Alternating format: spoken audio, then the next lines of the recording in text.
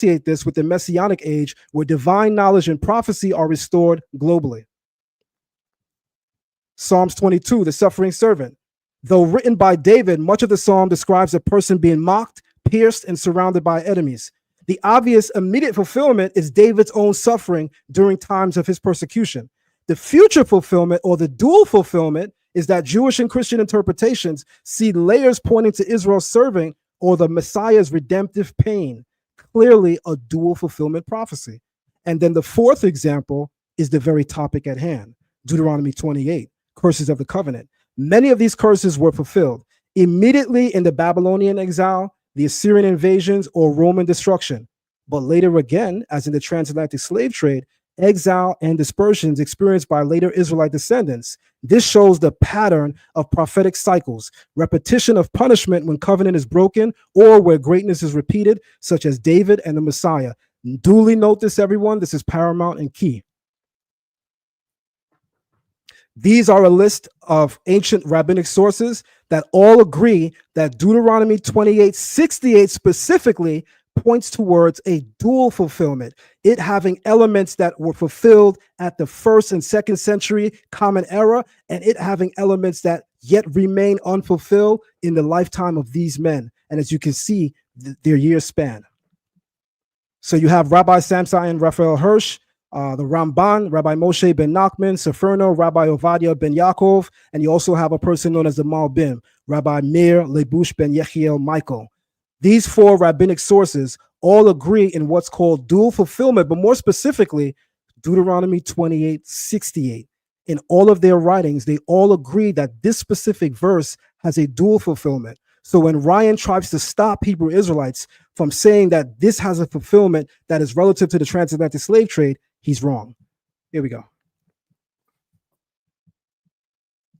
By the way, Sonda, to stop the time for a moment, because I remember something. Sonda, to stop the time if you're there.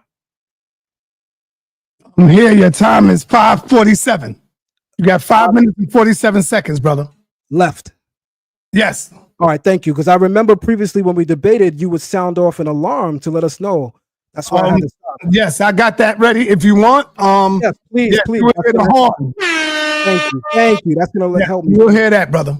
Good. So when we get to that 3-minute marker, sound that off for me.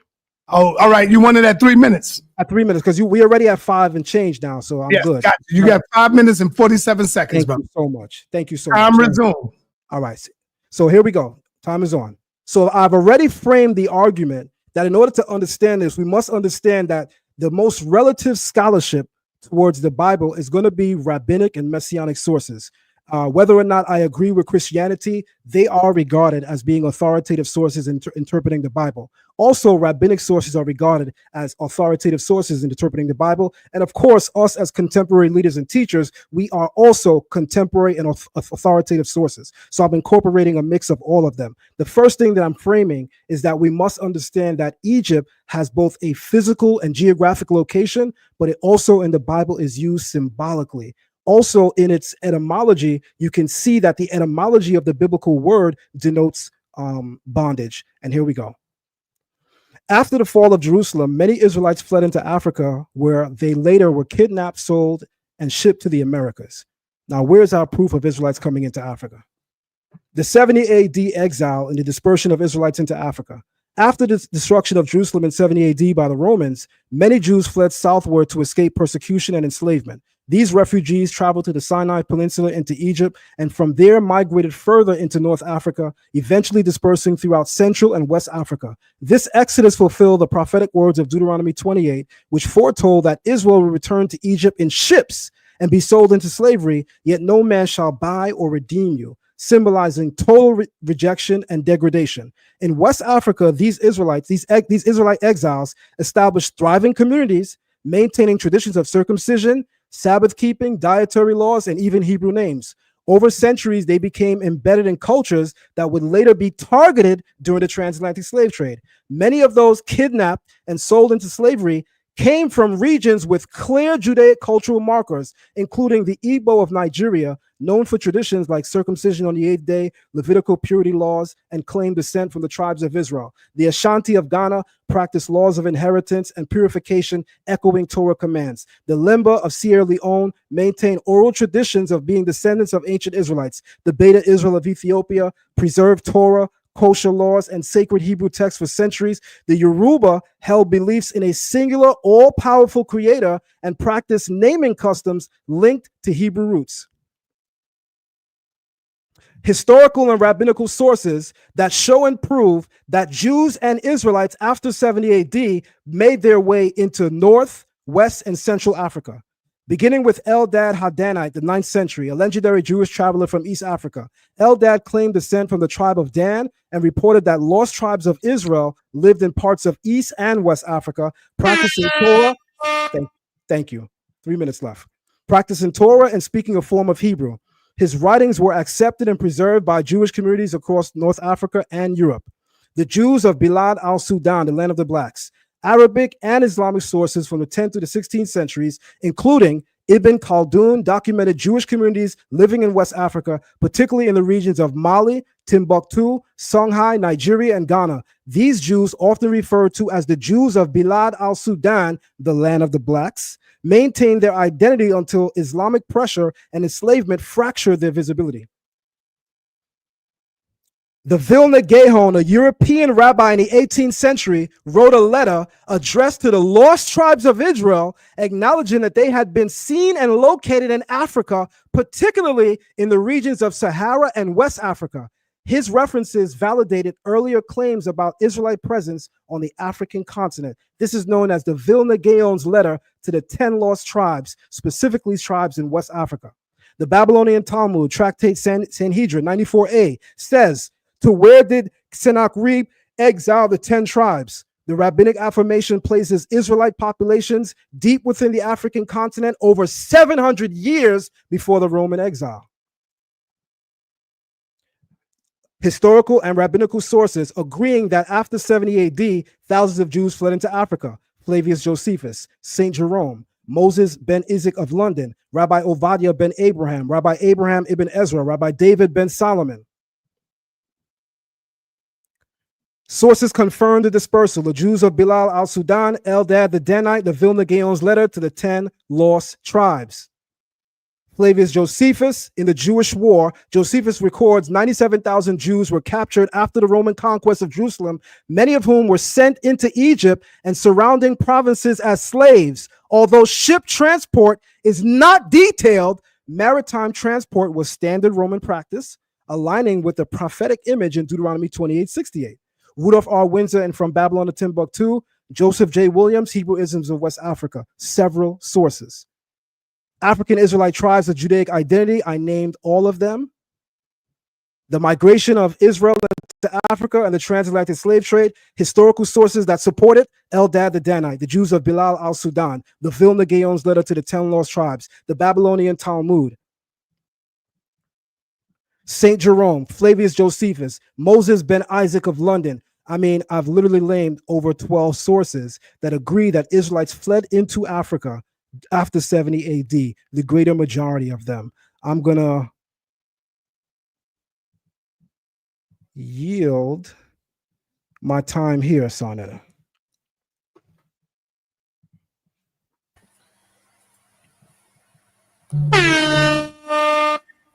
That was right on time, too. Right on time, man. Right on time. All right. Powerful opening by Brother Zion. This is why you see he's a veteran over here. My man Ryan, are you ready, brother? Just give me like 10 seconds to get the clock set up. And, just for, obviously not for the rebuttal round because I don't need any warning because it's only 3 minutes. But when I do my 15-minute round, if you could just do what you did for me last time at 2 minutes, just say 2 minutes, Brother Ryan, and I'll go. I'll tell you what, I'm gonna put the sound so I don't interrupt. I'm gonna just hit the sound like I did for Zion. Okay, yeah, I mean I'm gonna hit that horn, and then you know that you got 2 minutes left. And when I hit the horn again, it's time. Okay, yeah, I was gonna say the horn might throw me off, like if I'm at the free throw line more than you saying it, but it's all good. The horn's not gonna ruin anything. All right, now listen. In your rebuttal time. Yeah. In your rebuttal time, when you finish rebuttaling, you can go right into your presentation. Is that cool? Yeah, I mean it's only 3 minutes, so I'm mainly gonna stick to rebuttals. But all right, let's go. Can you share? Can you see my screen, sir? Yes, your screen is up and running. It's sharing. So you see the map of Africa on the screen? Yes, it's right there. We see it. All right, I'm going to get going here. Okay. First of all, Zion, I do believe Israelites are scattered throughout Africa. It would be ignorant of me to say that Israelites after the Roman 70 AD temple destruction went north, west, east, and south. Didn't go north, south, east, west, and you guys get it. Sorry, I'm a little nervous. The Yoruba had dozens of gods. So just like the Igbo and other African cultures we're going to get into in this debate, they had more gods than I can even mention. So they believed in one creator God, but they had a God for every single function of life, thunder, rain. I'll show it later in my presentation.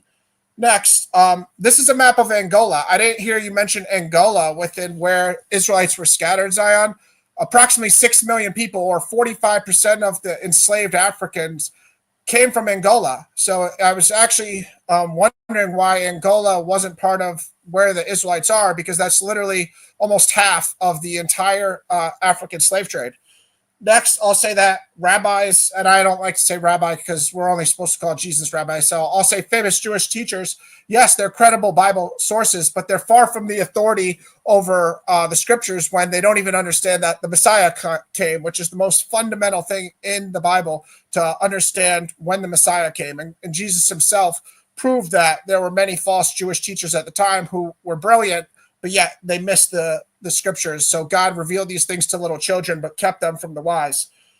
God didn't promise to curse the Israelites forever. I'm sure you'd agree that when the Messiah comes, Zion, God's no longer going to be cursing people. So for me as a Christian, Jesus coming ends the curses. So to say that Deuteronomy 28, the curses are still going today or 1,500 years after the Messiah, well, I just don't agree with you, and I don't think you would agree with me if you thought the Messiah came and started the Messianic age. Dual fulfillment is fine. It is part of the Bible. Yet, again, not 1,500 years after the Messiah came, and also not after God told us verbatim that Christ's blood paid for our sins and the curses. So Galatians 3:13 will say Christ redeemed us from the curse of the law because he was cursed, like Deuteronomy 21, 22, and 23 states, cursed is any man who was hung on a tree. Jesus fulfilled that by hanging on the cross. Egypt is bondage. I'm fine. I'm going to show you within my presentation that Hosea refers to Egypt as bondage over and over again for the Assyrian captivity, which was the true fulfillment of Deuteronomy 28:68. Yeah, I'm also fine with Israelites going into the entire world. As I said, the four corners of the world was used by all the ancient cultures. So the Assyrians called the four corners of the world the Middle East and that surrounding area. Yet it does refer to the whole world also, because we know that the four corners of the world will eventually mean that. That doesn't mean that Deuteronomy 28 curse was putting them there. That just means they were scattered there over time, over the thousands of years that would occur. So that's pretty much everything I wrote down as my rebuttals, and I'm right at 3 minutes. So after that, I'm going to get into my presentation once Saw says time here. I'll yield. Time. You have 15 minutes in your first round. Time will start when you're ready. All right, just let me reset my clock, please, and just get a quick breath.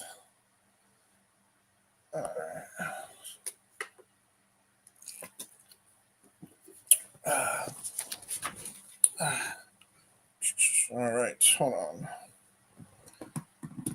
All right, one more sip of water before we get started here.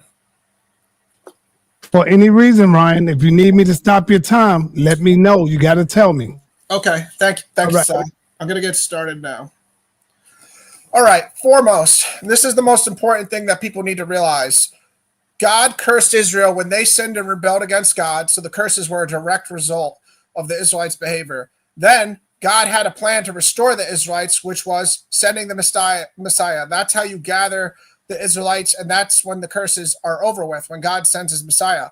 Also, some of my slides are going to be filled with a bunch of different verses and information, and some of them are going to be more direct like this. Doesn't mean one is more important than the other. This concept, I want the entire audience to keep in mind the entire debate, because if Zion can't show where these people in the 15th century were committing sins that would lead to curses, he's failing a big part of the Deuteronomy 28 prophecy. All right, let me just do it like this. Jeremiah 4:18, your ways or your deeds have brought this upon you. This is your doom, and it is bitter, and it reached your very heart. This is to speak to the character of God, again, holding them accountable for their sins. This is Deuteronomy 28:15, which tells us all the curses from 16 to 68, why they...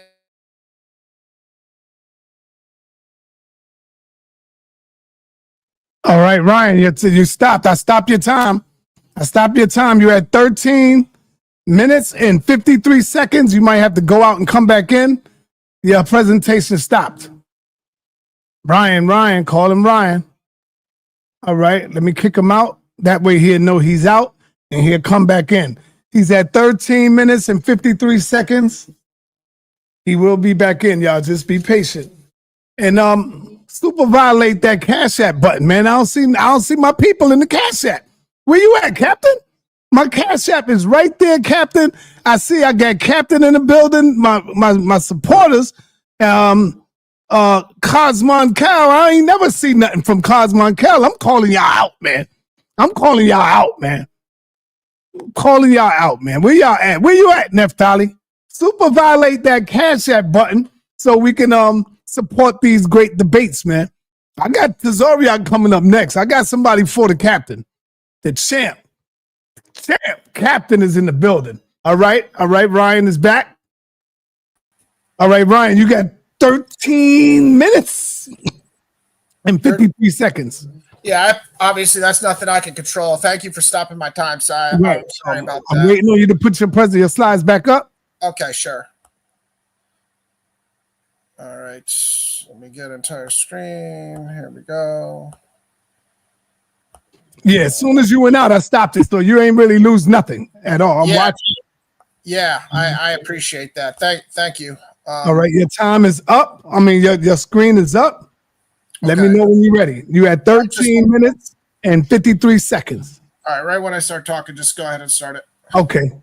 Okay, so again, in Deuteronomy 28:15, you'll see, but if you will not obey the voice of the Lord your God or be careful to do all his commands and statutes that I command you today, then all these curses shall come upon you. So again, it's a cause and effect. The Israelites sinned, then God cursed them. Zion's going to have to continually show us in history where these Israelites sinned and then they got cursed from God. Specific sins are important. All right. What major events? Again, 15th century, the transatlantic slave trade, they say started 1526 all the way up to the 19th century. I'm fine saying it started a little earlier, which I'm sure Zion will agree with, in the early 15th century when the Portuguese started in 1441 taking slaves. So what major events or event led to ethnic Israelites in Africa provoking God to severely punish them? Again, this would have to be a very significant sin in order for slavery to become a curse. Why weren't the Israelites all over the world gathered in slavery? So why were just Africans put into the transatlantic slave trade? Why weren't Israelites that were in Ethiopia or Asia or Europe? Why weren't these people also put on ships and put in slavery if God was cursing all the Israelites for their sins? What was particular about the Africans that made God curse only them? So from 100 to 14 AD, which curse or curses, who, what, where, when, and why, was God cursing these people? Let's get specific. If it was Deuteronomy 28:68, God promised to bring all the curses when he was cursing people. Show us some other curses in the first 1400 years for these Israelites and when and why they happened. So if he doesn't have any major events for those ethnic Israelites, why were they obedient for 1400 years, but then all of a sudden in the 15th century got cursed from God? So if he can't show us in the first century, all the second century, third century, all the way up to the 15th century, Israelites getting cursed for disobedience, how come they could be obedient for 1400 years, but then all of a sudden in the 15th century, they couldn't maintain their faith? An equally relevant question is, why is God only bringing one curse, as I just said? Because there's 90 curses on the 43 verses in Deuteronomy 28. And do we have any objective evidence about the other 89 curses? Here's another important part of this. Who were the Deuteronomy 28:68 curses given to, when, and why? Moses did it at the end of his life at 1320 BC approximately. Then we see Jesus came from 6 to 4 BC to 30 to 36 AD.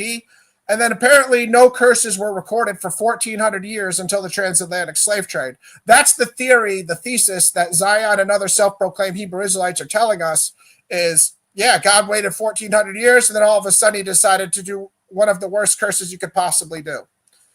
This is a crucial part of this debate that I want everybody that is a faithful Bible believer to think, either if you're Old Testament or New Testament, this applies to us all. So think about this. In Genesis 18:22-33, this is the famous story where Abraham spoke to God before God destroyed Sodom and Gomorrah, which was one of the most wicked cities on earth, doing all sorts of sins. Abraham proceeded to ask God, if there are 50 righteous, would you destroy the city? Far be it from you, in verse 25, to do such a thing, to put the righteous to death with the wicked, so that the righteous fare as the wicked. Shall not the judge of all the earth do what is just? And the Lord said, if I find at Sodom 50 righteous in the city, I will spare the whole city for their sake. This continued down from 45, 40, 30, 20, where finally God said, for the sake of 10, I will not destroy it. So if there were even 10 righteous people in Sodom and Gomorrah, God would not have destroyed the city for the sake of 10 righteous. Yet I just showed you 6 million Africans in Angola that were put through the horrors of the transatlantic slave trade, according to Zion, saying that God cursed the Israelites. So think about that. Millions of innocent people put in the most atrocious slavery and horrors possible because God was orchestrating his justice, his wrath against the Israelites. It's not math class, but it's not adding up. So again, approximately 12.5 million Africans were forcibly put in the transatlantic slave trade, and only about 10.7 million survived. So approximately 2 or 2.5 million died in the Middle Passage. Again, is God making those people die in the Middle Passage? No. Okay, so now is a very important part of this debate also. Zion needs to deal with specifics. He can't just say Israelites were in Africa. He needs to tell us specific numbers. Was it 1 Israelite, 2, 10, 20, 100, 1,000, 1,000,000, 12 million? Tell us how many Israelites you're talking about, Zion, in order for myself and for the audience to follow your logic. And I apologize for getting excited here. I just get excited about defending God's holiness with the Sodom and Gomorrah story. Apologize for yelling. But anyways, we need specifics, Zion. You can't just say Israelites in Africa. You have to give us a rough estimate. I understand it's impossible for you to give a specific number, but give us a rough estimate. If we're talking about 1,000, 10,000, 100,000, or 1,000,000 here, you got to show us this. You got to make it clear for myself and the audience. Can you show us in the Old Testament when God cursed the Israelites, when he also cursed other nations at the same time? And on the mass scale of millions of innocent people, like I just showed you, were involved in the transatlantic slave trade who were Israelites? And do you have any New Testament information that shows us the Deuteronomy 28 curses were continuing? So obviously the Bible being a source, can you show us in the New Testament if God was still punishing the Israelites in the New Testament, especially when they're denying his son as the Messiah and they're killing his son? That would probably be a good time for him to curse them, right? All right. So again, this is the original audience. So this is how you exegete Deuteronomy 28:68. Moses was talking to the children of Israel who had come out of the wilderness, their children. So the first generation, the literal Egyptian slaves, that the Egyptians who were Egyptian slaves came out through the Passover. They stayed in the wilderness for 40 years and weren't allowed in the promised land because of their rebellion. So Moses is speaking to their children, including still Joshua being alive and Caleb. Obviously, Joshua and Caleb were the only non-children who were allowed to go into the promised land. So Zion's trying to tell us that Moses, speaking to Joshua, Caleb, and all the people who were children of the actual slaves in Egypt during the Exodus 10 plagues, he's trying to tell us that God was prophesizing slavery in the Americas 3,000 years later and 1,500 years after his Messiah came. I want to know if he thinks any biblical prophet would think that God is going to be cursing the Israelites for 1,500 years after the Messiah came. And also, if he really thinks mathematically it's likely that Moses was telling the children of the enslaved Israelites from Egypt that they're going to be cursed into slavery into the Americas, because it doesn't sound very likely to me. Deuteronomy 28:68, and the Lord will bring you back in ships to Egypt, a journey that I promise you should never make again, and you shall offer yourselves for sale to your enemies as male and female but slaves, but there'll be no buyer. I'm going to break down other parts of this verse later on, specifically the enemies part, but right now we're just going to go into the bondage in Egypt, which again was fulfilled by the actual Israelites in the Assyrian captivity. This is the prophet Hosea in Hosea 8:13 saying, they shall return to Egypt. Okay? Again, I'm not going to read all these verses for the sake of time. They're on the screen for you guys, but Hosea 9:3 also. They shall not remain in the land of the Lord, but Ephraim shall return to Egypt, and they shall eat unclean food in Assyria. See specifically in Hosea 9:3 how God is identifying Egypt as Assyria. I'd love for Zion to show us any prophecy that associates Egypt with the Americas, because he can't do it. So I'm showing you the true fulfillment and God's holy word telling you Egypt is Assyria. And the prophet Hosea in chapters 7 through 11 is going to do this repeatedly, and Isaiah is going to testify it being Assyria also. So Hosea 9:6, for behold, they are going away from destruction, but Egypt shall gather them. Memphis shall bury them.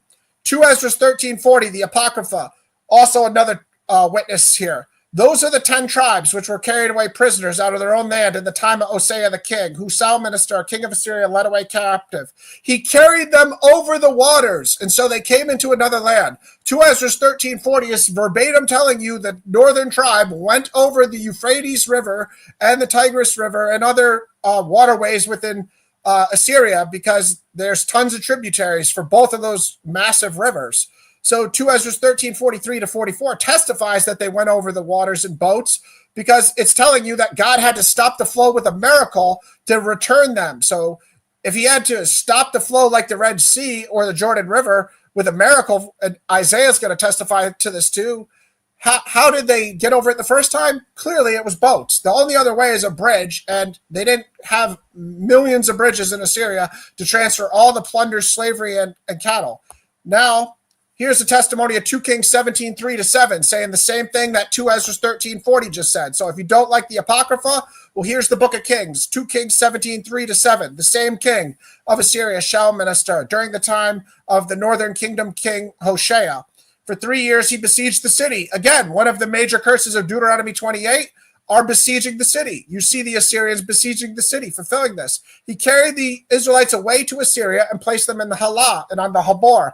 The river goes on in the cities of the Medes. So again, this is the book of Kings testifying to it. These are the same verses just in the book of Kings, but this is the history for the king of Judah, Hezekiah, instead of the northern king's history. Anybody familiar with the Bible knows they tell it the same story sometimes for the king of Israel, but also for the king of Judah. So again, look where they're getting transported to the Halah, the Habor, and the river goes on. Now I'm going to show you where that is. So we just saw it in 2 Ezra's, 2 Kings, and now also in 1 Chronicles 5:26, we see King Shalmaneser's father, Tiglath-Pileser, so the generation before, he even started doing this before King Shalmaneser did it. So he took, specifically, it says, the Reubenites, the Gadites, and the half-tribe of Manasseh to the same areas, the Halah, the Habor, the Harah, and the river goes on. So Tiglath-Pileser is the father of King Shalmaneser, and you can see he already started the process of moving Israelites to these areas. Where is the river goes on? Google it. It's the Kabor River. It's a tributary of the Euphrates River. So why were they moving them by these tributaries? Well, take a guess. It's because moving people on boats is the fastest way to transport them and all their gold, silver, plunder. Do you want to carry all the gold on your back or on your horses, or do you want to put it in boats and sail it? Think about it. So this is where the river goes on is. Obviously showing you guys the Euphrates River is a massive river is redundant. It's called one of the 2 great rivers in the Bible. Same with the Tigris River. Look where the Euphrates and the Tigris River are on the map if you're coming from Israel. It's unavoidable. You would have to go totally out of your way to the north and then hook back around. And even if you did that, you'd still have to go over the Tigris River. So clearly both these, the Assyrians had to become familiar with using boats in order to transport people. 2 minutes. Thank you, Sah. But otherwise, they'd never be able to get around in their own country because the Euphrates and the Tigris run throughout their country. This is just a picture to show you a relief of Tiglath-Pileser, the father of King Shalmaneser. That's a relief that's likely associated with him. I'll circle back to these if I have time. This is to show you the ships and boats the Assyrians had. And again, I don't even think Zion debates that this was a fulfillment in Assyria, but I just want to show people that it was. So this is a relief, and it's half broken, so it's fragmentary. But you can see that there's two layers to this boat. It's not just a little boat. So even though it's broken, you can still get that. Here they're transporting wood. You can see them with logs. So clearly these boats are trying to depict that they're moving logs, huge, massive trees on their boats. These boats were capable of moving huge objects. Here's a similar relief of them moving the logs, and you can get a better perspective here because this isn't zoomed in as much. So you see them moving massive logs.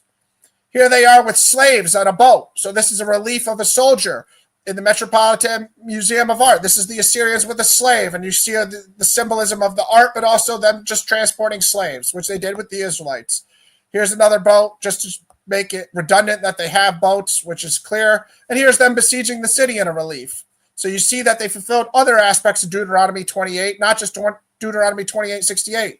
Again, I said Hosea testified in it through chapters 7 to 11 that Assyria was Egypt. Here it is again in 7:11-12, calling Egypt going to Assyria. They shall fall by the sword, derision in the land of Egypt, referring to Assyria, like birds from Egypt and like doves from the land of Assyria. They shall not return to the land of Egypt, but Assyria shall be their king. So God in Hosea from chapter 7 to 11 is verbatim calling Assyria Egypt over and over again, which is fulfillment of Deuteronomy 28:68. I'll save the rest for my next rounds. I know I'm out of time. Time. All right, my brother Zion, you got 3 minutes in your rebuttal before we get to your second round. Powerful first round from both of these brothers. And brother Zion, you are up next. And time will start when you're ready, brother. Okay, I guess I'm ready. All right, you got 3 minutes in your rebuttal. Okay, so I didn't expect this, but put up the slide. You got anything you showing? No. All right, go ahead. Time will start. Start now?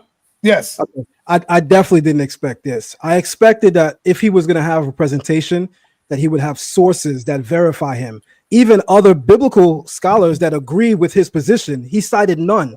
So he's given so far 0 sources and 100% private interpretation. So we're just supposed to believe him even though we know nothing of him. That's sloppy scholarship 101. He says the Igbo Jews can't be the biblical Jews because the evidence shows that they serve several gods. That's silly. Even European Jews acknowledge that many of their ancestors, because of where they were in history, served pagan gods. Does that negate the fact that they think that they're Jewish for them? No, it doesn't. These arguments are really silly, by the way. He said, I didn't mention Angola, even though I said scholars show that Israelites went into North, Western, and Central Africa. I would hope he know that Angola fits in there. Possibly he doesn't based on his presentation. I also talked about dual fulfillment. He's saying this happened in the future. I'm saying if that's right, I'll give you that. I disagree with you, and I'm going to show why, but I disagree with you. But if so, I give you that. You still have to negate why dual fulfillment is not credible or possible. So what that you could point towards a possible earlier fulfillment? I presented the point of dual fulfillment. You completely didn't address that. Sloppy scholarship 101. You said, why did God only curse the Africans? I don't even think I should respond to that. That was so silly. Then you said, question, why we don't have evidence of the other curses. Brian, if you look at the screen, the topic that you agreed to is the transatlantic slave trade a fulfillment of Deuteronomy 28:68. If we came here to talk about all the other curses, that would be fun. Unfortunately, as you should know by now, that's not the topic. I mean, did you give thought to your presentation before you wrote it? Let me continue. Part of the reason, he says, why, okay, now I'm going to say this. Part of the reason why scholars employ the use of symbol and allegory in explaining future events is because the events that they're describing are so far removed from their experience that they have to speak in a language of allegory and symbolism because they don't even have experience with the people, places, and names that they're talking about. That's the reason why they employ symbology. So again, silly point. Then he says, he shows pictures at the very end. And I thought this was extremely comical as a person that does tours at the Met Museum on Assyrian history. He shows picture relief of Assyrians transporting logs and says that that's proof that they were transporting Israelites. even though in any of the reliefs that he showed, none of them actually stated that these are Israelites on the ships or Jews on the ships. No scholar saying that. Private interpretation. Sonetta, with all due respect, and I said this before, when you bring me a debate, because I never asked you to debate nobody, I only asked you about two people. I asked you about Jabari, and I asked you about Brother Polite, and rightfully so. But when you bring me somebody, 15 minutes, Ryan. Oh, excuse me. Are you ready? Get your presentation up. I'm on my last point.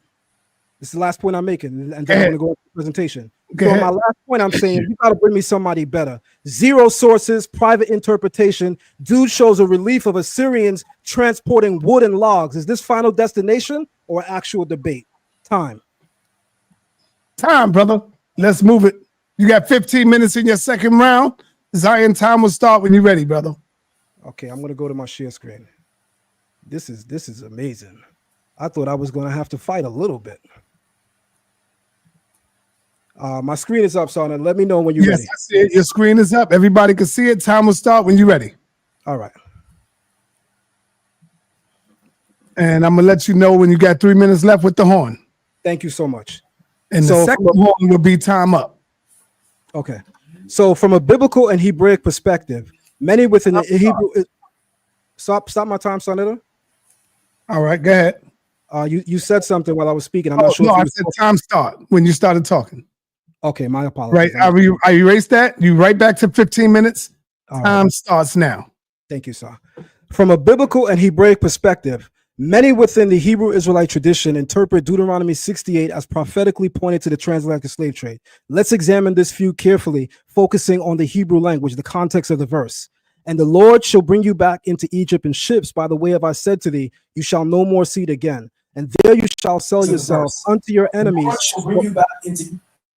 Sonetta, please stop the time. I don't know whose mic is on. Ryan, you had to go on mute, Brian. Ryan, you had to go on mute, brother. You want to start this whole thing? You have to round over, Zion? Yes, so you can start it over. I apologize. My computer froze, so I turned the TV on just to hear his information. I apologize. I was trying to get to mute to do it. All right. I did it in the wrong order. Sorry about that. Got you. Ryan, Zion, we're going to start your whole time over. You got 15 minutes. Time will start right now. Thank you, sir. From a biblical and Hebraic perspective, many within the Hebrew Israelite tradition interpret Deuteronomy 68 as prophetically pointed to the transatlantic slave trade. Let's explain why. The verse says, and the Lord shall bring you into Egypt again by way of ship, by way of which I said to thee, you shall no more see it again. There you shall offer yourselves for your enemy to your enemies as bondmen and bondwomen, and no man will buy or i.e. redeem you. Throughout the Bible, as I've shown, the term Egypt or Mitzrayim is used as a metaphor for bondage. Exodus 20:2, I'm the Lord your God who brought you forth out of the land of Egypt, the house of bondage. Deuteronomy 5:6, I'm the Lord your God who brought you forth out of the land of Egypt, out of the house of bondage. Deuteronomy 6:12, then lest you forget the Lord who brought you out of the land of Egypt, out of the house of bondage. Deuteronomy 8:14, then your heart be lifted up, and then you forget the Lord your God who brought you forth out of the land of Egypt, out of the house of bondage. Deuteronomy 28:68 is the verse that we explain. Of course, throughout the Bible, Egypt is represented as the house of bondage, as a metaphor for bondage. Here, Egypt is used symbolically as a future return to slavery. These verses clearly reflect Egypt not just as a place, but as a symbol of enslavement, oppression, and the condition from which the Lord delivered Israel. The term ba'aniyot, by way of ship. This verse mentions being taken into ship, a mode of transport never used for Israel's original exodus from Egypt. So we know it's not talking about that. Historically, there's no biblical or historical records of Israelites returning to Egypt by way of ship in mass deportation. Now watch this. This is going to be very clever. Ryan posits that the Assyrians' captivity, bringing Israelites into Assyrian provinces by way of ship, even though his presentation only showed the transportation of logs and wood, pause, he says that that's a fulfillment of Deuteronomy 28:68. So I guess Ryan is on record now agreeing that Egypt is clearly symbolic, because he's not saying that the Assyrians brought us to Egypt. I hope everyone is listening. That means he agrees with the Israelite position that Egypt is symbolic, not referring to the actual geographic location, because in the presentation he just showed, as weak as it was, he showed the transportation of logs, I mean what he thinks are Hebrew Israelites, being transported to Assyrian provinces. That means he's in agreement with my position that it's symbolic. So at least we're somewhere. The verse says, you will sell yourselves, but no man will buy you. This seemingly paradoxical phrase is better understood when you examine the Hebrew. In Hebrew, the term is we'ein kone, and no, we'ein kone, and no buyer. Kone also means no redeemer. In the Bible, if a Hebrew is sent into slavery or servitude, he must be redeemed. Anyone that studies the Bible knows that. That's in the book of Exodus as well as the book of Deuteronomy. Any Hebrew that goes into servitude or i.e. slavery must be redeemed. So by saying there's no buyer, no kone, ain kone, there will be no one that will come to redeem you, no one that will come to change your position. This is not a contradiction, but Hebraic idiom. They would be offered as slaves, but no one redeem or would deliver them from this condition. Slaves were purchased, yes, but no political or spiritual power redeemed them from the status of slavery. Historical parallels, Africa to the Americas. Millions of West Africans were transported in ships under horrifying conditions. Auction blocks, men, women, and children were sold like cattle in foreign lands. Loss of identity, just as the verses predict exile and loss of inheritance. Deuteronomy 28, 41 and 64. The slave trade resulted in cultural and spiritual disinheritance.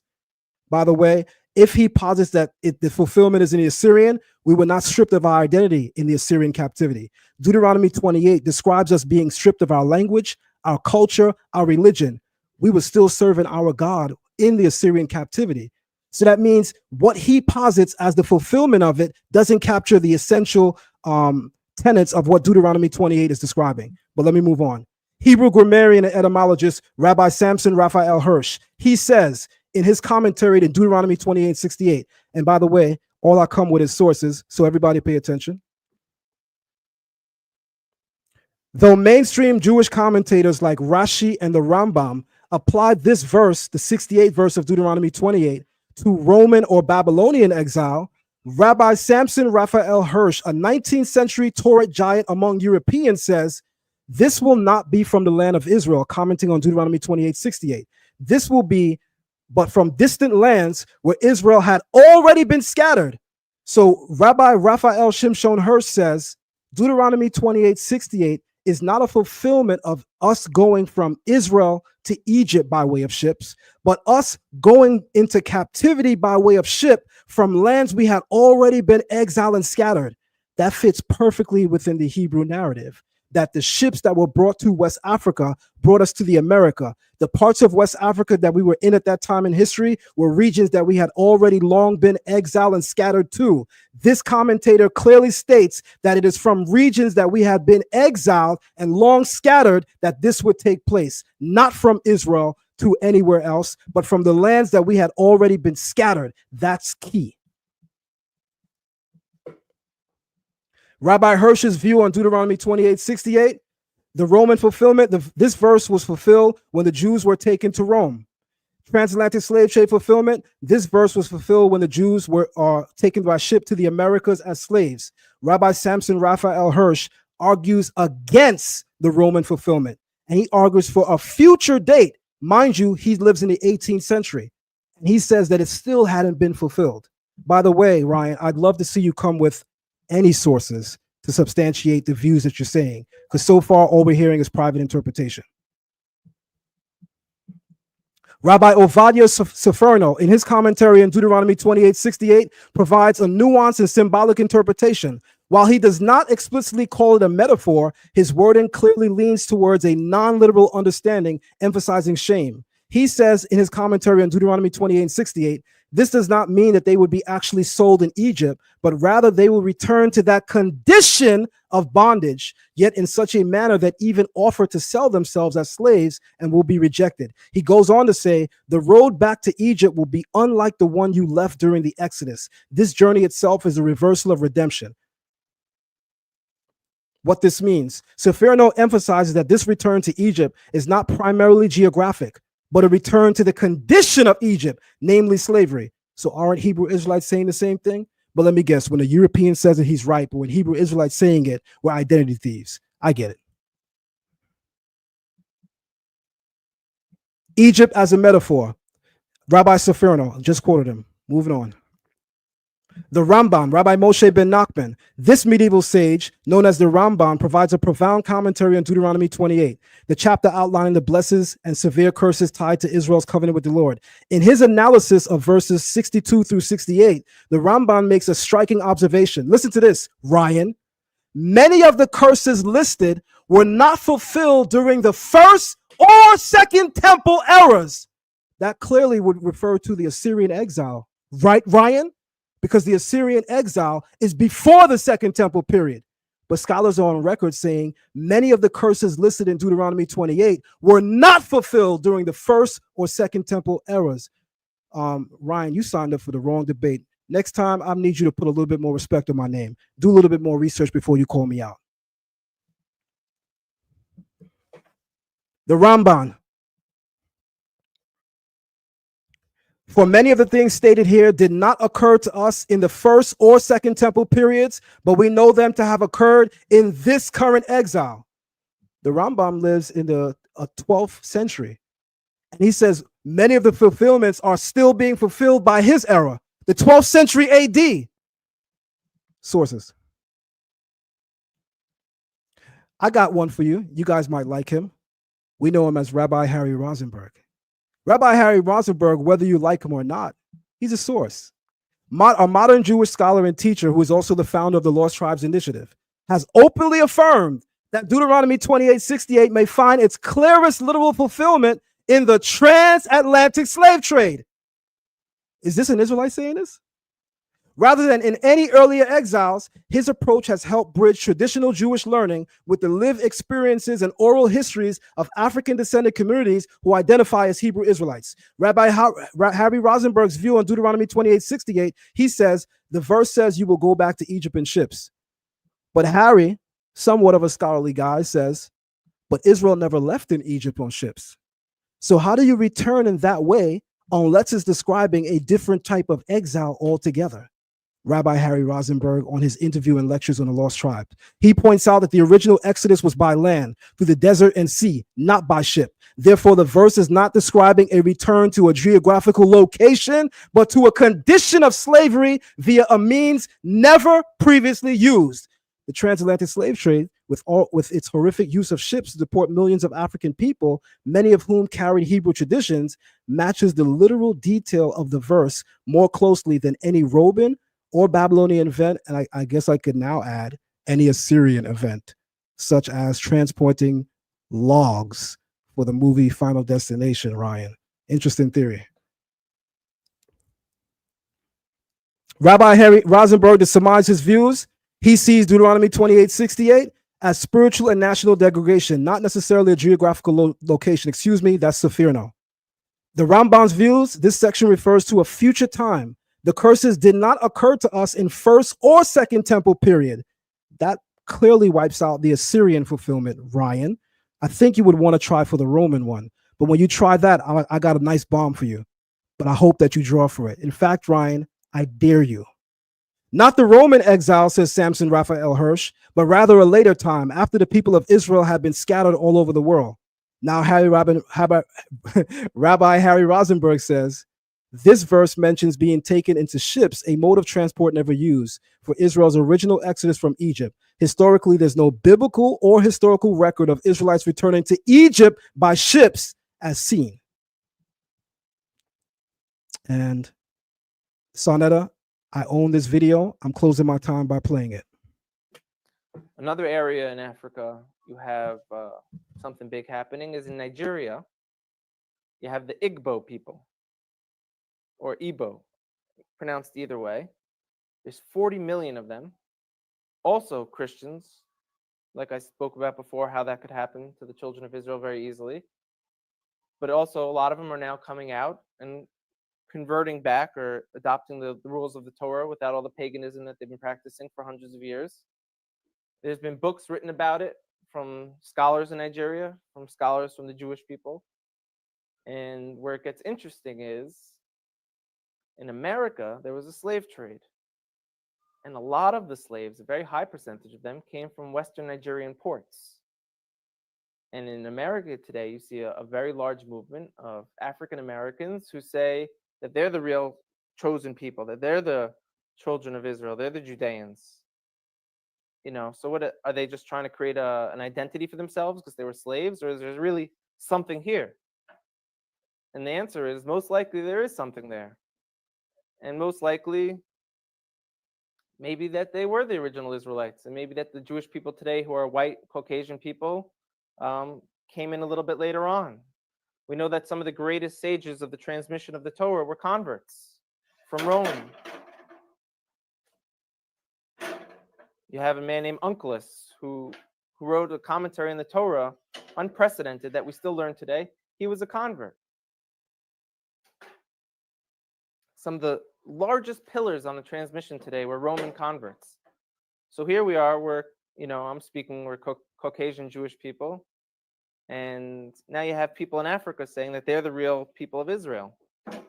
It can't be ruled out at all. We know they were sold into slavery. We know now that they're fulfilling prophecies by saying, we're coming back. We want to rejoin the nation.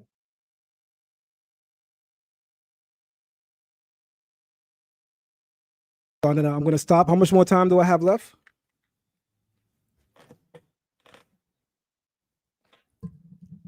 You have 1 minute and 20 seconds. You didn't sound the alarm, though. I know, because you was playing the video. My bad. Okay. I got sidetracked. My bad on that one. All right, that's fine. So I want to make something clear. I was too busy looking at the thing, listening, and I ain't look at the time. All right, so I want to make something clear. The topic, you have 1 minute, 20 seconds. Time resume. The topic of the debate is the transatlantic slave trade a fulfillment of Deuteronomy 28:68? So Ryan mentioning, why aren't we talking about the other verses? Ryan, pay attention to the topic. The topic is verse 68. If you wanted to talk about the other verses, you should have said that at the head of the last week when we decided to have the debate. We agreed on verse 68. I believe so. Stop me if I'm saying something that's not accurate. Lastly, I want to say this. For your next round, Ryan, come with sources. But so far, as a pointer towards you, you're doing horribly great. If that's possible, to be horribly great. Time. Man, wow, powerful second round. Ryan, are you ready? You got 3 minutes in your rebuttal before you get to your 15 minutes. Yeah, just give me one moment so I can keep track of time myself with you. All right. No problem. I want everybody to know that the Cash App is working. Come on, show some love, family. Show some love. Cash App is working, man. All right, you'll just start it once I start talking, Sah? Yes. Okay, here we go. All right, Zion said we shouldn't listen to what the European man tells us. Then he proceeds to quote nothing but white ancient Jewish rabbis and modern Jewish rabbis like Harry Rosenberg. You shouldn't listen to the European unless Zion's presenting it to you as the white people he likes, I guess. Then we're going to get into the point that Zion's saying, Ryan, show sources. Well, I'm showing you a Bible that has 66 different books in it. I showed you the Apocrypha. I'm quoting the transatlantic slave trade statistics. I knew you were going to say that because I watched your vocab Malone debate. I have thousands of years of writings in this Bible because it's 66 different authors, Zion. So this is a source. And yes, it is fulfillment of the curses that were done to the Israelites. You haven't even showed us Israelites on a slave trade yet because you don't have pictures of anything. I'm showing you ancient reliefs of the Assyrians having the transportation necessary to fulfill the curse and also showing you besieging the city. And I'm showing you the history of both kings that did so, King Shalmaneser and Tiglath-Pileser III. And I'm sorry, I'll mispronounce that. I'm sure that'll be your next best rebuttal you have here. So if you want me to show you Israelites in 4K, Zion, I'm sorry they didn't have HD back then. So I'm giving you what is necessary. It's also interesting that you're trying to claim that God brought all 89 curses in Deuteronomy 28, except he just didn't do Deuteronomy 28:68 for some reason. So he waited 1,500 years after he sent his Messiah and 3,000 years from when he prophesied it to the children of the actual slaves of the Exodus. That's an interesting theory. So God brought 89 curses, but he didn't bring the 90th curse because you want it to fit your narrative. Interesting. Even though Isaiah 10:24-27 says, be not afraid of the Assyrians when they strike with the rod and lift up their rod against you, as the Egyptians did. And his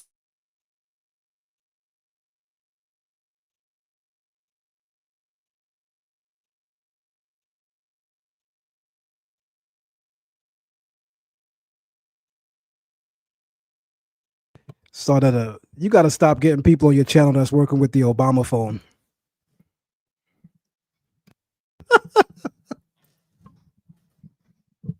One minute, 5 seconds, Zion. We waiting on you to get back. Shout out to Brother Lie in the building, shaking my head. Always shaking my head. Pause. We gotta get an Islamic debate going on, man. Brother Lie is too loud up in here, man. We gotta get some Muslim talk up in here. That's what I'm calling. I'm calling for an Islamic debate, y'all. Who want the smoke? Who want the smoke, man? Islam versus Torah. Quran versus Torah. I'm gonna see if Captain want that smoke, man. I would actually take that with Brother La. I know him personally, but son, I think that debate should be in person. After all, we both in New York. Nah, but you and Brother La are cool, man. I can't have y'all two going. No, we ain't gonna be in the ring happy-go-lucky. We both gonna get it in. I know, but that's what I'm saying. That's your brother. I don't want you going in with it. That y'all two are brothers, man. No, absolutely. Yeah, I'd rather get Zion, Captain to take that on. If Brother La is willing to get in the ring. Oh, Apollo Bay said, I'll take that debate. But Apollo Bay, you are more. So you ain't representing Islam in the Quran the correct way, brother. I think Brother La will beat you up on that. Or any other Muslim will beat you up on that, brother. You are more.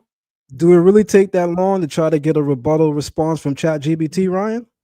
All right, here you go. Here go Ryan right here. Ryan is back. All right, he's still trying to see the circle. Damn, this internet is killing me. I had no idea when I cut off. I was still saying my argument, so I don't know. Right. You got 1 minute and 5 seconds. Can you or Zion just tell me? I don't worry about it when I left off because I don't want to be redundant on what I said. I'll try to address. I have no idea where I left off. That sucks. It's all good. It's all good. This is just a 3-minute rebuttal. I'll just revisit some of the points. My bad about the internet. Obviously, I wish I could control it, but okay. I got a minute, sir. You got 1 minute and 5 seconds. Okay, I'll get back to it then. Resume. All right. Again, I don't know if I said this or not, so I apologize if I did, but Zion has yet to give us a number of the Israelites that he claimed went on slave ships in the transatlantic slave trade. Zion, that's the most important part of this debate. Was it 1, 10, 20, 1 million, 100,000? Give us an estimate. You have to. You can't just say Israelites went on slave trips and not give us a number. That's the most important part of your thesis. I don't know if you're unaware of that or not, but it is. Again, my sources are the Bible, and I know that God fulfilled these curses because Jesus is the Messiah. And Galatians 3:13 says he redeemed us from the curse of the law. Assyrians had ships. It's very interesting to say 89 curses were brought, but the 90th curse waited for 1,500 years after the Messiah came. That's an insane theory. I thought he even acknowledged that all the curses were brought because he said dual fulfillment, but I guess he's abandoning the dual fulfillment argument. And I also never said the Igbo people couldn't possibly be considered Israelites. We're going to get into the specifics, and that's why you need to say numbers, because there are 35 million in Nigeria and around 40 million, 38 million total, but you're not telling us how many. If you're going to say the Igbo could be Israelites, give us a number. Tell us a number. Tom, okay, you got 15 minutes in your second. Is this the second round, right? This is the start of the second round. Yeah, for me. You got 15 minutes in your second round. Family, hit that like button. I don't know why we only got 157 likes. We got over 500 people in the building. Hit that like button, man. Show your appreciation. Show that you are enjoying your Sunday evening, your Sunday afternoon. And remember to always super violate that Cash App. That's the most important thing right now. Let's go. All right. I will start when you're ready. Okay. All right. Again, I am showing you the fulfillment in the Bible. So here's the prophet Isaiah saying in Isaiah 10. Hold on. I'm not sharing my screen, so can you stop my time? All right. Your time will start over. Yes, you ain't got the screen up. Yeah, I'm sorry. I didn't want to pull a full Captain Tazari. I can do my whole presentation without the slides moving, or showing it. Sorry, Captain. Not trying to give you a story, bro. Sorry about it. My bad. Right. I see you up. I see you up and running. Trying to keep your name not in my mouth, Captain. I really apologize about that. Seriously, I'm not. It ain't about you. This is about the transatlantic slave trade today. My bad on that, bro. For real, for real. All right. Anyways, let me start this clock over. Sorry. Pause. There we go. All right. Pause the clock. Stopwatch. Reset. All right. All right. Here we go. Isaiah 10:24-27. God taking claim that he used the Assyrians to strike. Be not afraid of the Assyrians when they strike with the rod and lift up their staff against you, as the Egyptians did. Kind of sounds like Deuteronomy 28:68 from God's own mouth through the prophet Isaiah. And his staff will be over the sea, and he will lift it as he did in Egypt. As 2 Ezra 13:43-44 said, God had to do a miracle to get him out of Assyria, because when Shalmaneser carried them over the waters in boats, not on his back, God had to do a miracle like the Red Sea or the Jordan River and stop the Euphrates River from flowing, if you read 2 Ezra 13:43-44, to allow the Israelites to walk out of Assyria, Zion. So, yeah, they didn't go over the first time by walking. God had to do a miracle. God takes claim that the Assyrians were his wrath, his rod of anger. So they were fulfilling Deuteronomy 28:68 curses because God was claiming that he used the Assyrians, the rod of my anger. The staff in their hands is my fury. Isaiah 10:5-6. Down to the bottom. Shall the axe boast over him who hews it, or the saw magnify himself against him who wields it? God is saying the Assyrians are only exercising his wrath. Again, what the Deuteronomy 28 curses were God using other nations to punish the Israelites. Jeremiah 11:1-8 is going to disagree with Zion. He's going to tell us that God, on the bottom here in verse 8, brought all the curses. So therefore, I brought upon them all the words of this covenant, which I commanded them to do, but they did not do. Which covenant, Zion? Go up to Jeremiah 11:3. Thus says the Lord, the God of Israel, cursed be the man who does not hear the words of this covenant that I commanded your fathers when I brought them out of the land of the Egypt. When was that covenant given? Oh, it was given to Moses, and he gave it to the children of Israel and their children in the book of Deuteronomy. That's the audience of Deuteronomy 28:68, Zion. God's saying that is the covenant. And at the bottom here, verse 8, Zion, Jeremiah thinks, therefore I brought upon them all the words of this covenant. So why are you saying Deuteronomy 28:68 wasn't fulfilled all of a sudden? Here's Daniel 9:9-14, that it be proven in the mouth of 2 or 3 witnesses what is true, right? And the curse and the oath that are written in the law of Moses, the servant of God, have been poured out upon us because we have sinned against him. As it is written in the law of Moses, all this calamity has come upon us. Looks like Daniel and Jeremiah think that God brought all the curses. All right. And here's why, as a Christian, it's important to realize all these curses were fulfilled because Christ is our Redeemer. Deuteronomy 21:22-23, as I said, cursed is any man who is hung on a tree. Acts 5:30-32, Peter testifies to that fact that Christ was hung on a tree. The God of our fathers raised Jesus, who you killed by hanging him on a tree. Romans 5:7-11, but God shows his love for us, and that while we're still sinners, Christ died for us. Being justified by his blood, how much more will we be saved from the wrath of God? What is the wrath of God, Zion? It's the curses. Okay? We've received reconciliation through Christ. Galatians 3:13-14, again, through the mouth of 2 or 3 witnesses. Peter just said Jesus was hung on a tree. Here's Paul saying it in Galatians also. Christ redeemed us from the curse of the law by becoming a curse. Cursed is everyone who is hanging on a tree. Colossians 2:14, by canceling the record of debt that stood against us with its legal demands, this he set aside, nailing it to the cross. Galatians 4:4-5, but when the fullness of time had come, God sent forth his son, born of a woman, born under the law, to redeem those who were under the law, that they might receive adoption as sons. So I hope that Zion at some point accepts the Messiah truly and knows that the Messiah fulfilled all these things and allowed us reconciliation to God by his blood on the cross, because he took the curse of Deuteronomy by becoming a curse for us. Again, let's pay attention to the verse that we are debating, Zion. I'm very well aware we're debating it. Deuteronomy 28:68. And the Lord will bring you back in ships to Egypt, a journey that I promise you should never make again. And there you shall offer yourselves to sail for your enemies.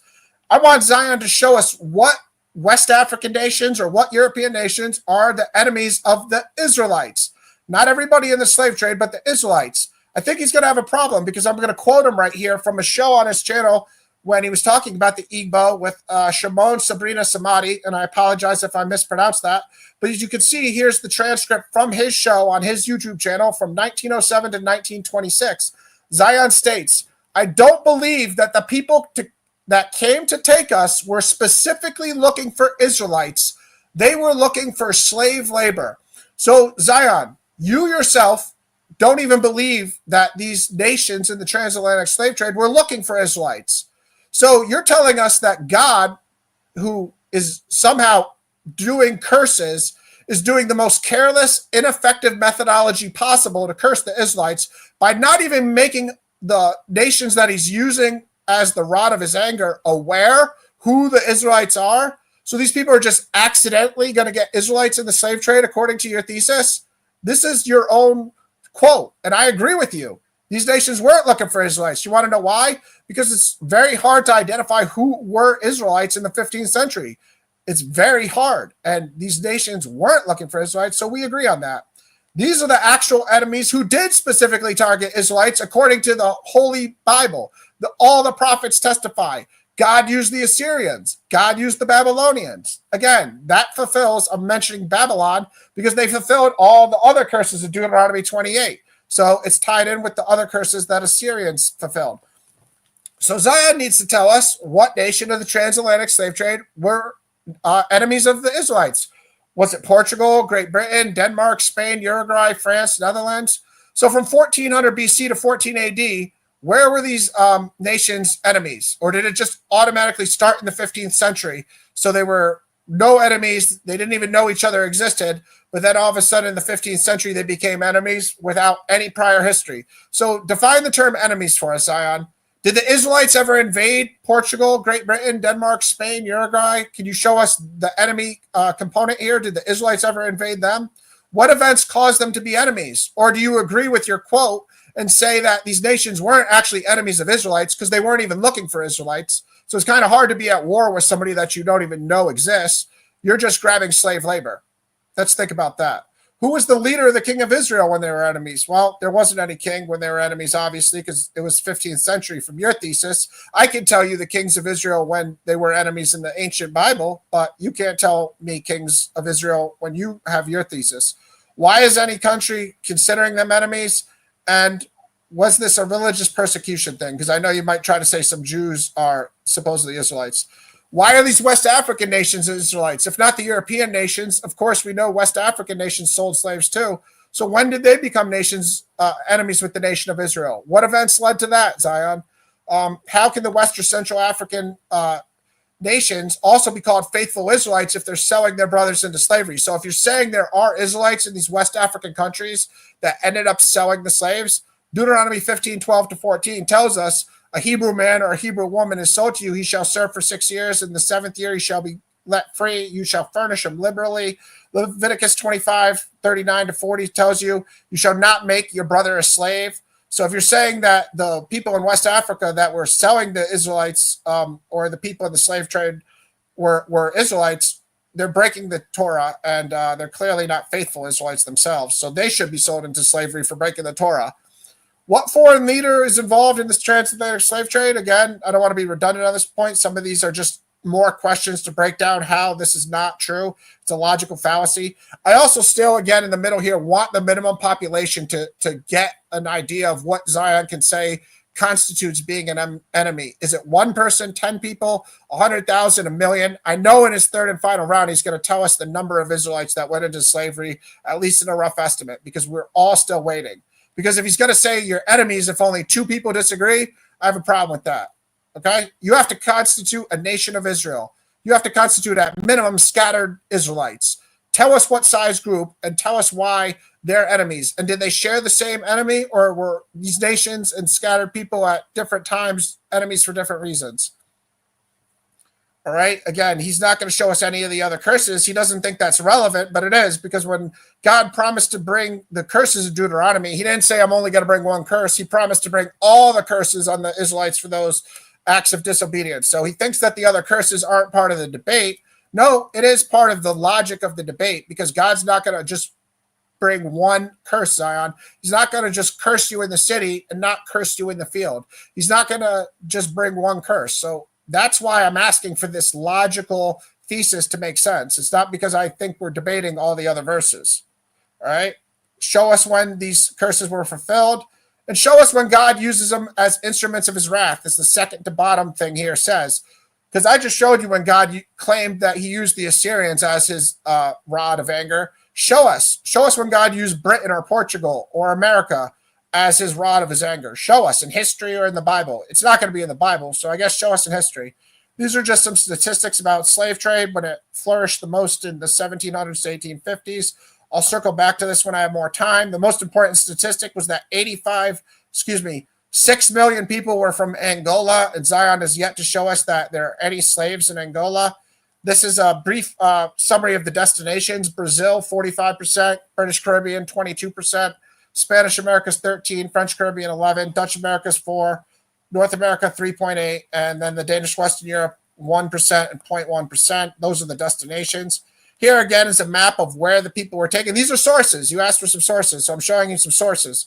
Again, you see that big the big bubble at the bottom there of Angola. That's a source telling you that 6 million Angolans went into slavery. I guess God forgot what he told Abraham in Sodom and Gomorrah, because according to you, God didn't even tell these nations they were looking for Israelites, from the quote from your show. And then they inadvertently swooped up 6 million innocent Angolans, even though he was only looking to curse the Israelites. So God saying to Abraham, I won't destroy Sodom and Gomorrah, a wicked city, if there's 10 righteous people in it. I guess God changes. He forgot that because he put millions of innocent Africans into slavery and death because he was looking for Israelites. He just didn't tell the nations how to find them or what they look like. They just were going to accidentally curse the Israelites, I guess. All right, so here we see Portugal. These are just some more statistics. I'll circle back to these if I have time. Here is why, as a Christian, I don't believe in Zion's thesis. The gospel is literally translated the good news. Eugalian, Romans 1:16, for I am not ashamed of the gospel, for it is the power of God to everyone who believes, to the Jew first and also to the Greek. Luke 24:44 tells us that everything written about me in the law of Moses and the prophets and the Psalms must be fulfilled. That's Jesus speaking. Jesus is telling you every prophecy spoken about him must be fulfilled, including the fact that it was prophesied that he must redeem us from the curses of the law. As Galatians 3:13 said, Jesus fulfilled that. 1 Peter 1:3-5, God, the Father of our Lord Jesus Christ, and his great mercy, born again to a living hope through the resurrection of Jesus Christ from the dead, to an inheritance that is imperishable, undefiled, unfading, kept in heaven for you, who by God's power are being guarded through faith for a salvation ready to be revealed in the last time. So according to 1 Peter 1:5, God is guarding the Israelite people, and he's keeping their salvation as in heaven. So God is guarding people, yet he's cursing them into slavery simultaneously, 1,500 years after he sent his Messiah. Okay, Matthew 26:28, for this is the blood of my covenant, which is poured out for many for the forgiveness of sins. If you believe in Jesus Christ, you have forgiveness of your sins. You're not redeeming, you're still not getting cursed. 2 minutes. Thank you, Sa. Romans 3:23-26, grace as a gift, redemption that is in Christ Jesus. Again, I'm not reading all these verses for the sake of time. People are on the screen for you guys to read them. You can screenshot them later too. Propitiation by his blood, divine forbearance. He had passed over former sins. It was to show his righteousness at the present time. Whose righteousness? God's righteousness. God the Father's righteousness. Romans 4:25, who was delivered up for our trespasses and for our justification. You're asking me to show sources, Zion? These are actual Jews. This is the Apostle Paul from the tribe of Benjamin, who learned under the high priest Gamaliel. He's testifying to what I'm talking to you about today. These aren't my private interpretations. This is scripture interpretation. Prove it's wrong if I'm reading these verses wrong.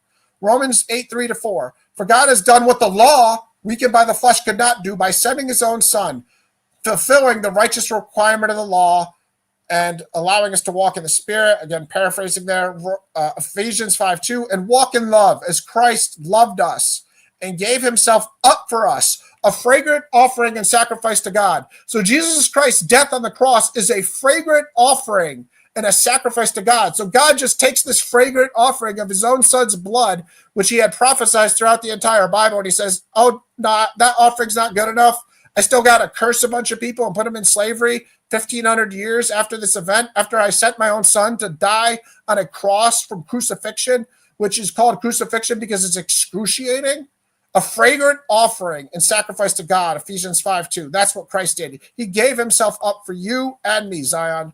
Bear that in mind. Daniel 9:24, speaking about what would happen in the Messianic time, to finish the transgression, to put an end to sin, to atone for iniquity, to bring in everlasting righteousness. Isaiah 11:6-10, the wolf shall dwell with the lamb, the leopard lie down with the young goat, the calf and the lion, the fattened calf together. The little child shall lead them. These are Messianic prophecies. This is what God is. Thank you, sir. All right, man. The completion of the second round. We are now going over to my brother Zion for his 3-minute rebuttal. Brother Zion, the time will start when you're ready, brother.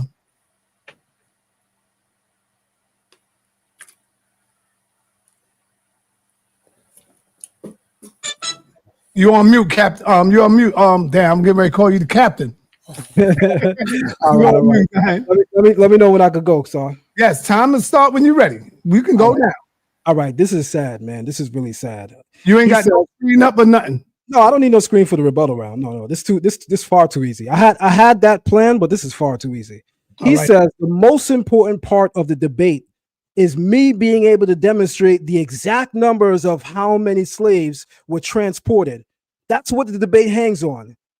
With that logic and the kindergarten PowerPoint presentation that he's given so far, it's clear that this dude shouldn't have been in the ring with me. So that you called him a heavyweight. This dude is not even light featherweight. Throwing shots at the Zariak while debating me. You struggling with me. Don't worry about the Zariak. Then the only source he quotes the whole debate is me. I got Zion here in the video saying this. Even Zion agrees that they didn't come looking for slaves. The only source he quotes is me, but this is a debate, right? Okay. Then he shows a map where slaves came from and says, "You asked for it, Zion. You asked for it. There's your source." You can't make this stuff up, man. Then to top it off, he continues giving private interpretation. And that said, Zion says, "I'm giving private interpretation. This is the Bible's interpretation. I'm not giving private interpretation." Ryan, let me explain this something real quick. If you don't have enough logic or reason to understand something basic and fundamental. Private interpretation is you giving your opinion outside of any academic consensus. Outside of anyone having anything to say in agreement with what you're saying. That's your own private interpretation. You looking into the Bible and giving your opinion, that's your own private interpretation. If you don't understand that, don't debate, period. Not just me. Don't debate, period. You're doing horribly great, if that's possible. Time. God damn, this easy. You still have 1 minute and 14 seconds. Oh, start my whole time over. Let's go into the next round. This is ridiculous. Okay, time. 15 minutes will start when you're ready, brother. Hold on, son. I got one thing to say. Yes, go ahead. Before. I started to say in the chat, I can't believe that I missed a day party in Brooklyn to do this. But you know what? The people still gained. So that's why we're here. The people still gained. Let's go. All right. Let's get your presentation up, Zion. All right.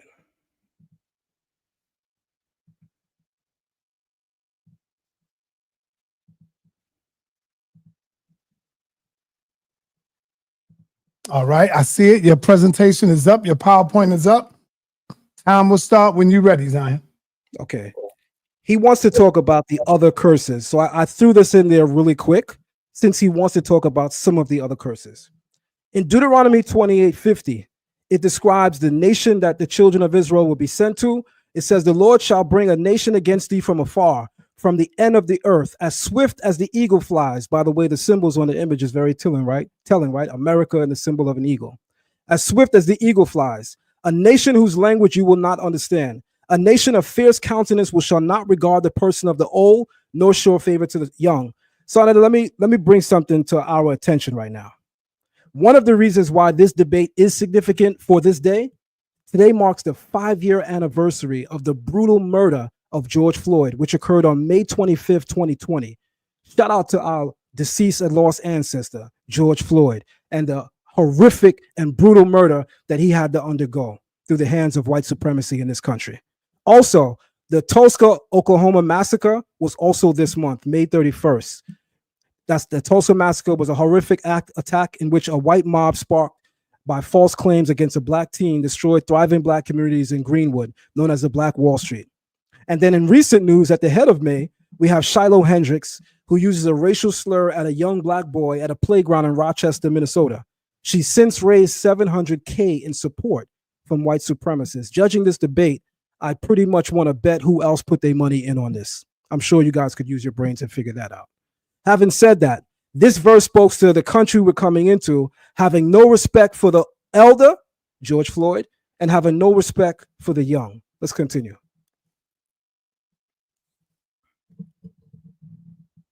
The question of which historical event more credibly fulfills the prophecy of Deuteronomy 28:68, authoritative sources are not arguing, by the way, for the Assyrian fulfillment. There's no consensus view that Deuteronomy 28 is the Assyrian fulfillment.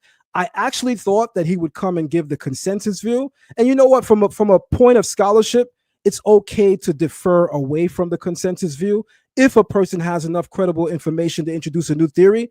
But this new theory he introduced of a relief from Assyria, showing them transporting logs and wood, as a fulfillment of Deuteronomy 28:68, I think is utterly ridiculous. But I came prepared to debunk the authoritative consensus. So the Roman enslavement of the Jews following the destruction of the Second Temple or the transatlantic slave trade, which one of these is more credible, is one of immense theological and historical significance. The verse again reads, the Lord will bring you back into Egypt by way of ship, by the way of, I said to you, you shall no more see it again, and there you shall offer yourselves unto your enemies for bondmen and bondwomen, and no man shall buy you. This passage speaks of a return to Egypt, symbolic or literal by ships, a reversal of the Exodus journey, a sale into slavery, and the haunting phrase that no one will purchase the people, implying utter dehumanization. In the Jewish War by Josephus, Book 6, first consider the Roman fulfillment. After the destruction of the Second Temple in 70 Common Era, and again following the Bar Kokhba revolt in 135 Common Era, historical accounts, particularly those of Flavius Josephus, tells us that tens of thousands of Jews were taken into captive.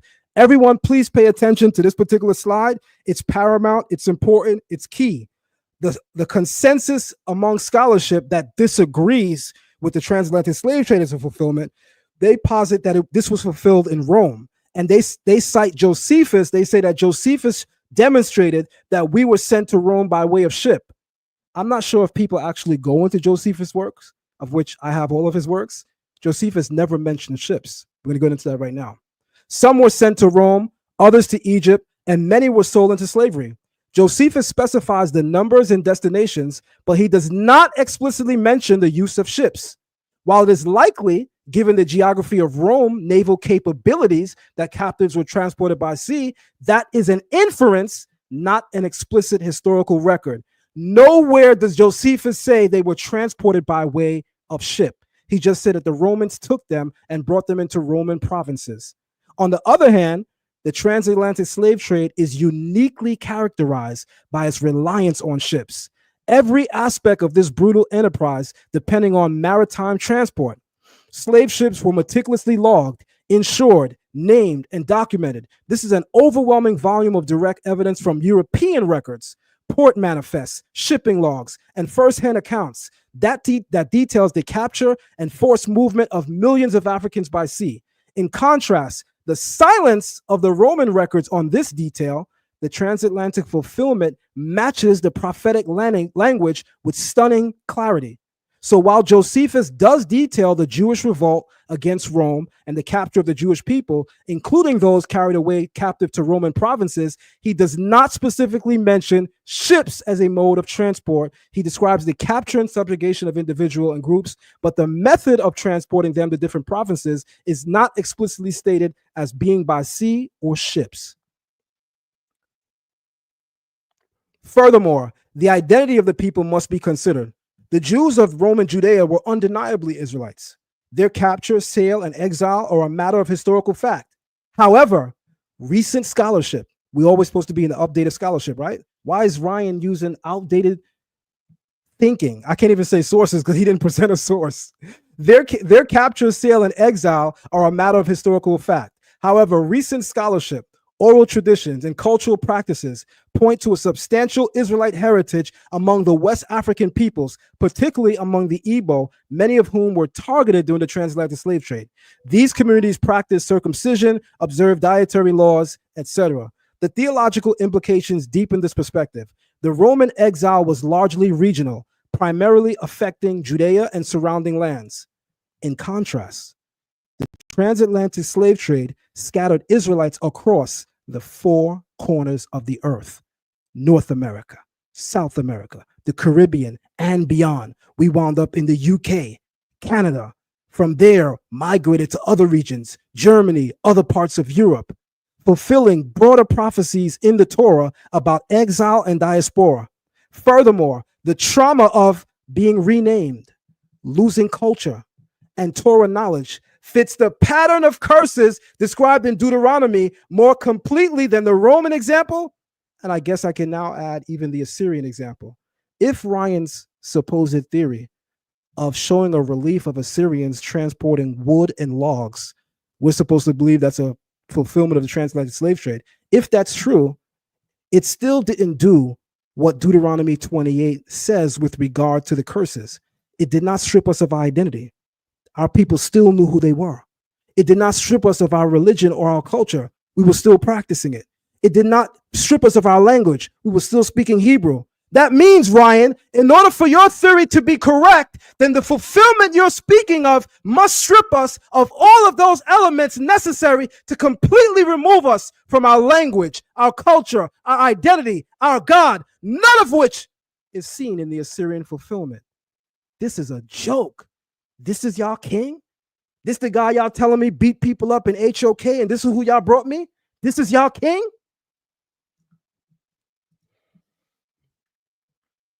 Lastly, consider the symbolic and spiritual parallels. Egypt in the Torah is not merely a land, it's a condition, a place of constriction, oppression, and spiritual and physical bondage. The Middle Passage and chattel slavery were among the most horrific forms of bondage in human history. Stripped of identity, chained in darkness, and rejected as human beings.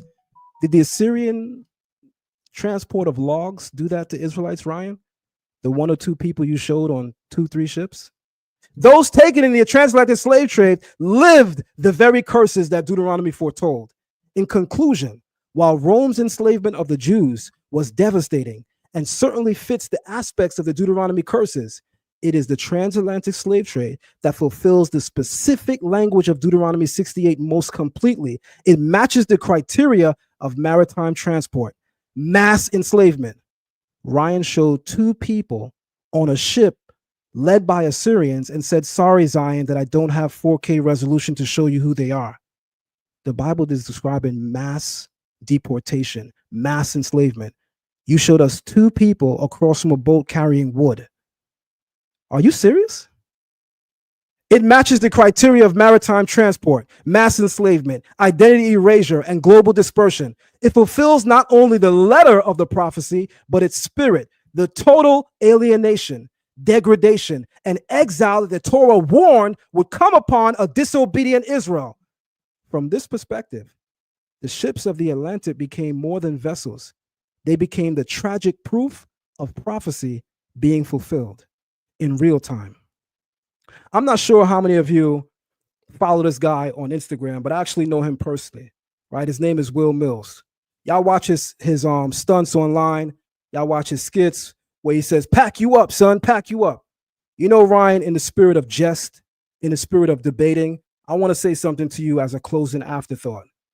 You thought you would enter a debate with a serious Israelite scholar, even though you're on record being, passive aggressively disrespectful towards our culture, referring to us as self-proclaimed Israelites. And look what happened.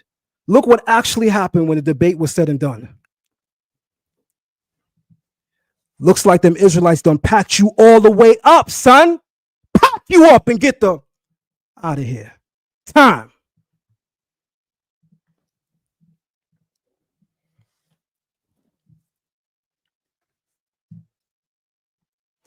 Zion, you still got a full. I don't need that. I don't. Please, I don't need You that. sure you don't want to go over anything? Time. All right, you Pack get you up, 4 minutes and 22 seconds, brother. I Pack just you want up. to let you know. All Pack right. you up. All right. Ryan went out just in time before he gets started. Okay. Let me move on over to Ryan's time. The nerve of you. Pack you up, son. The nerve of you. Yeah, Ryan froze. Ryan will be back in a minute, y'all. He'll be back. This is where the Israelites say the Most High done stopped him. This ain't him or the Obama phone. The Most High working. With a bomb, Sonata. Insert Mortal Kombat. Fatality. Pack you all the way up. I don't want to give no bombs to nobody because I don't want to influence the people. This is No between. problem. You know what I'm saying? I'm just having fun. That's all. Yeah, I know. Brian, you got 3 minutes in your rebuttal before you get to your last and final round. After your round, y'all will have, and it's up to y'all if y'all agree, you would have 10 minutes to question each other. Sure. Is that cool with y'all? Is that cool with you, Zion? Repeat that last part. You will have 10 minutes to question Ryan. Ryan will have 10 minutes to question you. 5 and 5? No, 10 and 10. Nah, I'm not doing all that. All right, that's too long. Already it's been a huge waste of time. Right, so I'll explain. Our rebuttal round is shorter than that. That doesn't make sense. If that's the case, our rebuttal round should have been longer. I think 5 and 5 is enough. Okay, that's 5 and 5 is cool. That's why I'm asking y'all. Sure. You're going to find out that 5 minutes is going to go by like that. Trust me when I tell y'all. Well, because I went first, Ryan goes first. Yes. All right, Ryan, this is your 3 minutes rebuttal. Time will start when you're ready. Do you want to show your slides? Oh, yeah, I thought I was sharing already. All right. No, not yet. Now you're sharing. You have it? Yep. Time will start when you start talking. All right. Well, I guess Zion, I was going to say he still hasn't given us a number yet in 54 minutes, but he yielded 4 minutes of his time. So I guess in 50 minutes, he still hasn't given us a number of how many Israelites were supposedly in the transatlantic slave trade. He acts like I asked for a factual exact number. No, I didn't. I said, just give us an estimate. It can be an estimate, Zion. You know what an estimate is. You haven't given us a number in 50 minutes of this debate. It's one of the most important concepts of the debate. How many Israelites went into slavery? There were 12.5 million people in the transatlantic slave trade. So was it one Israelite or was it a million or 12 million? Because I show you 6 million people in Angola. I thought that was going to be part of the argument. In the beginning presentation, you showed there were Israelites in certain areas. I thought you were going to get into numbers because they kind of matter. Okay. Zion keeps mentioning that all I've done is shown boats of Assyrians putting people into slavery and then moving logs. Yeah, let me use some pragmatic logic for you, Zion. If they can move trees, if I have pictures of them moving trees, they can put human beings on those boats too, Zion. They can put gold, they can put cattle, they can put cattle's a little rough. They'll probably have to drag that, but they have 2-tier boats. Go Google Assyrian warships, everybody. See if they had big boats. It's just like any other wartime boat. They're huge. Again, Zion can't put 2 and 2 together. I guess that if you can transfer trees, you can transfer slaves, even though I'm showing you a relief of them transferring slaves, and the Assyrians were known for their brutality of having slaves. So I don't know why he doesn't think Deuteronomy 28:68 was fulfilled when God literally told you he used the Assyrians as the rod of his anger. Again, the most important thing here is a Christian. John 1:16-17. For from his fullness we have all received grace upon grace. For the law was given through Moses, grace and truth came through Jesus Christ. The law and the prophets were until John. The good news of the kingdom of God is preached. Okay? 2 Peter 3:7. Heavens and earth now exist, are stored up for fire. We know that Christ came on the bottom here to cast a fire on earth, that it would already be kindled. I have a baptism to be baptized with, and how great is my distress until it is accomplished. Zion started appealing to George Floyd on the debate about who the biblical Israelites are in Deuteronomy 28:68. I don't know, Zion. I think you're just getting off your square a little bit. I apologize if I said anything personal to offend you, to put you in that position, but you're better than that. Eagle flying is mentioned about Assyria and Babylon, both, and all sorts of nations. To try to tie the eagle into America is again, low level scholarship. You're better than that. I don't know what the Josephus thing was. I'm trying to rebuttal what you said. The Bible is a source. If you're an Israelite, it gives the most in-depth Israelite history on earth. There's no other book that will tell you the history of the kings of Israel, the people of Israel, and the prophets of Israel better than the Bible. So for you to keep saying the Bible's not a source, well, then where do you learn about Israelites? Do you go to Josephus? Do you go to these famous Jewish teachers in the Middle Ages? Time. All right. You got 15 minutes in your last and final round. Okay, let me reset my time here and just get a quick drink of water. All right. You start yelling and stuff. You lose your voice in these things. Time will start when you start talking. All right, bear with me. All right, go. All right, so this is a group of people that I thought we were going to get in depth about. This is the Igbo people, and watching Zion's channel, he'll tell you these are the people that he views as the most likely Israelites. And again, we need numbers. The population in Nigeria is around 30. All right, let me stop this time. 35 million, 38. Oh, man. I'll stop your time. Time resume. Are you ready? Yeah. You have 14 minutes and 44 seconds. You just lost a few. Sorry about that. All right. Again, this is the Igbo. Their religious tradition is known by a few different names: Odani, Odanala, Omanala, Odanani, Omanana. I apologize, I'm butchering all those pronunciation-wise. They do have one creator deity called Chiuku, who would be great if they just left it there, because maybe Chiuku is referring to Yahweh. But we know from there they also have tons of minor deities, and these minor deities are like the Greek gods. They have specific roles. What do I mean by that? Well, I'm going to get into that. They're called Alusi and Aruzi, and again, I'm butchering pronunciations here. But you see, they also believe in the Igbo culture in Nigeria about voodoo, Obia, Santeria, which voodoo and Santeria I know are borderline witchcraft, according to my beliefs. I'm sure people could sugarcoat it and try to clean it up. It's not something a Jew or a Christian should be practicing. So if there are Israelites amongst the Igbo, why is voodoo, Santeria, and all these other traditional African beliefs within their culture? Probably because not all the Igbo are Israelites. Maybe they're ethnic Israelites, or maybe they're not. Maybe they're practicing Jews. Maybe they're not. Maybe they're Christians. Some of them are Christians nowadays. There's also ancestor veneration. They wear masks. They believe the masks are visible and invisible. You'll see amongst the Igbo a ton of traditional African spirituality. Okay? Aluzi, like I said, are the minor deities. They're worshipped in the Odanani, which is also synonymous with Omanana. And thus Zion can tell us Omanana is different, but he hasn't had enough time to do so in this debate. They also possibly believe in reincarnation, and they believe that people could be reincarnated within their own families.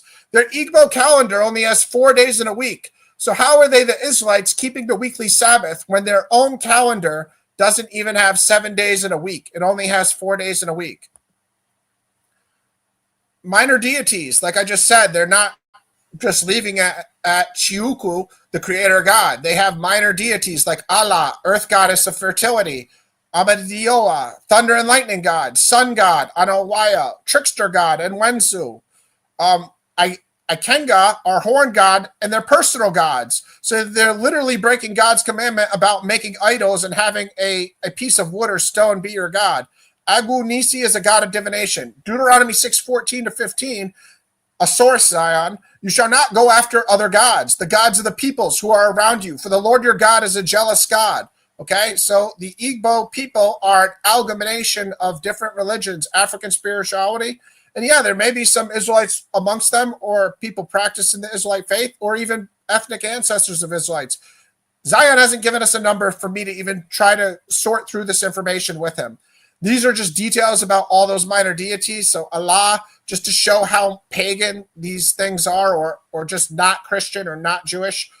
She's the goddess of earth, mortality, fertility, goddess of the underworld. Her powers over the earth and the status of ground itself.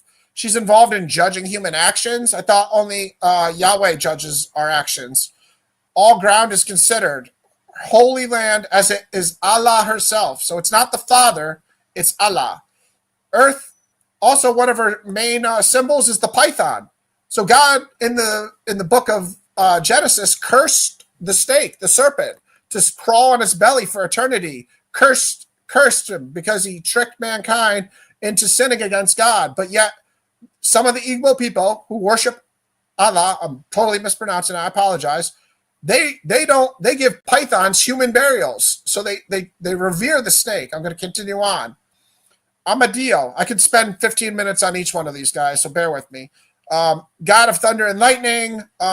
His color, he has a sword. It's like Greek mythology. It's African spirituality. It's not the traditional Torah. His color is red. He has a symbol and a white ram. God of justice. He speaks through thunder and speaks through lightning. Persons are judged guilty by Amadio, are either killed by lightning. So God's not killing them. Amadio is killing them. Okay? You can swear oaths to him too. Oaths are often sworn to him, which carry death penalties. God told us not to swear an oath. Jesus said, don't swear an oath in Matthew 5. Eye of the sun for Anyawu. I'm not going to get into details for the sake of time. You guys get the point.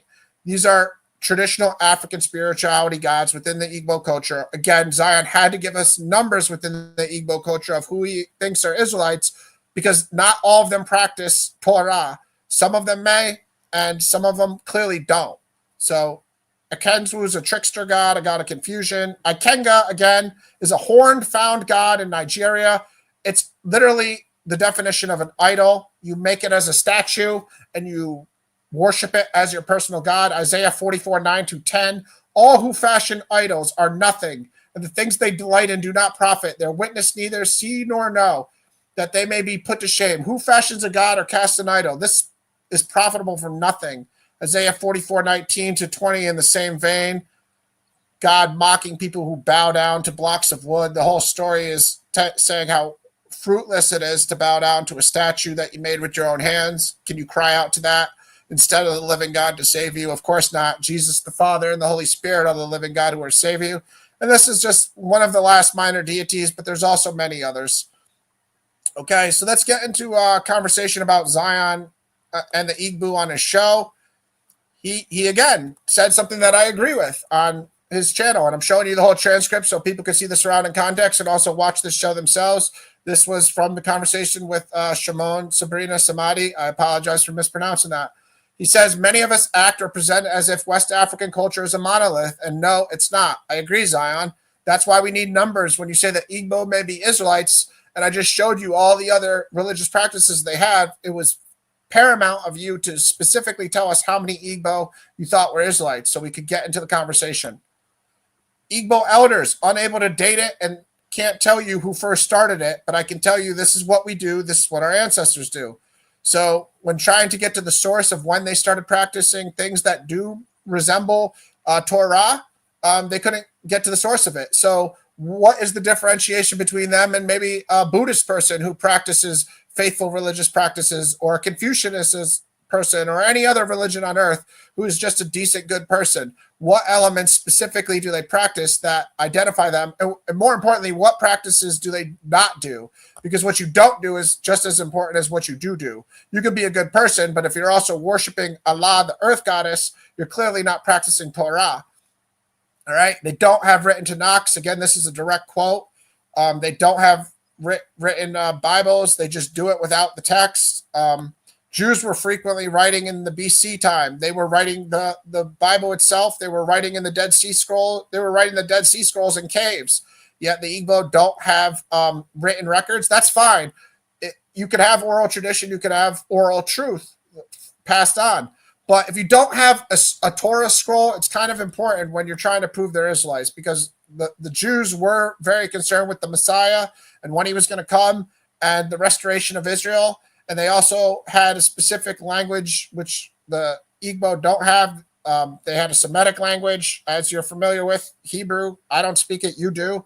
So it's important to draw some correlations here. With no books, it's very hard for me to trace how many Igbo are practicing Israelites or are Israelites. But even if they are Israelites, you've yet to prove that Deuteronomy 28:68 was a curse from God. And I've also showed you again how millions of people that we have to agree aren't Israelites, because you haven't given a number. You haven't said 12.5 million people were Israelites. they went into slavery too. And God said in Genesis to Abraham, he wouldn't destroy Sodom and Gomorrah, a wicked city with just 10 righteous people, let alone put millions of innocent people in slavery. And again, this is just to show the conversation Zion had on a separate YouTube video with Dr. Francis Thoreau. I apologize about the pronunciation. Zion said, I have to go in the book to find out the Torah, what you already live every day. If I'm getting you right, the culture in Igbo land is a daily practice, something that is done even without a book. And then Dr. Francis Thoreau said, absolutely. And then I will totally butcher this name, but a third gentleman said, without even a book. So they're acknowledging that the Igbo people who are identifying as Israelites today are acknowledging they don't have any written records. Okay? So I won't even get into this one. I just want to start asking some questions about the Igbo now. Do the Igbo who have a Messiah who will sit on the throne of David, as the Jewish people had, do they do animal sacrifices? And which animals? Do they celebrate Passover, the Day of Atonement, any other feast? Do they keep the weekly Sabbath? They only have a 4-day week. Do they keep a Sabbath somehow? Do they have a Levitical priesthood? What I saw was a different priesthood. Do they have a temple? Do they have any Passover tradition? Do they have an oral origin story of being slaves in Egypt? Okay. Again, I already spoke about the Jews writing, and it's fine if the Igbo don't write things, but it does kind of make it hard to trace them as Israelites. Is there a Moses figure? In an oral tradition, you would think the Moses figure who led them out of Egypt would be prominent. Do they have a Moses figure?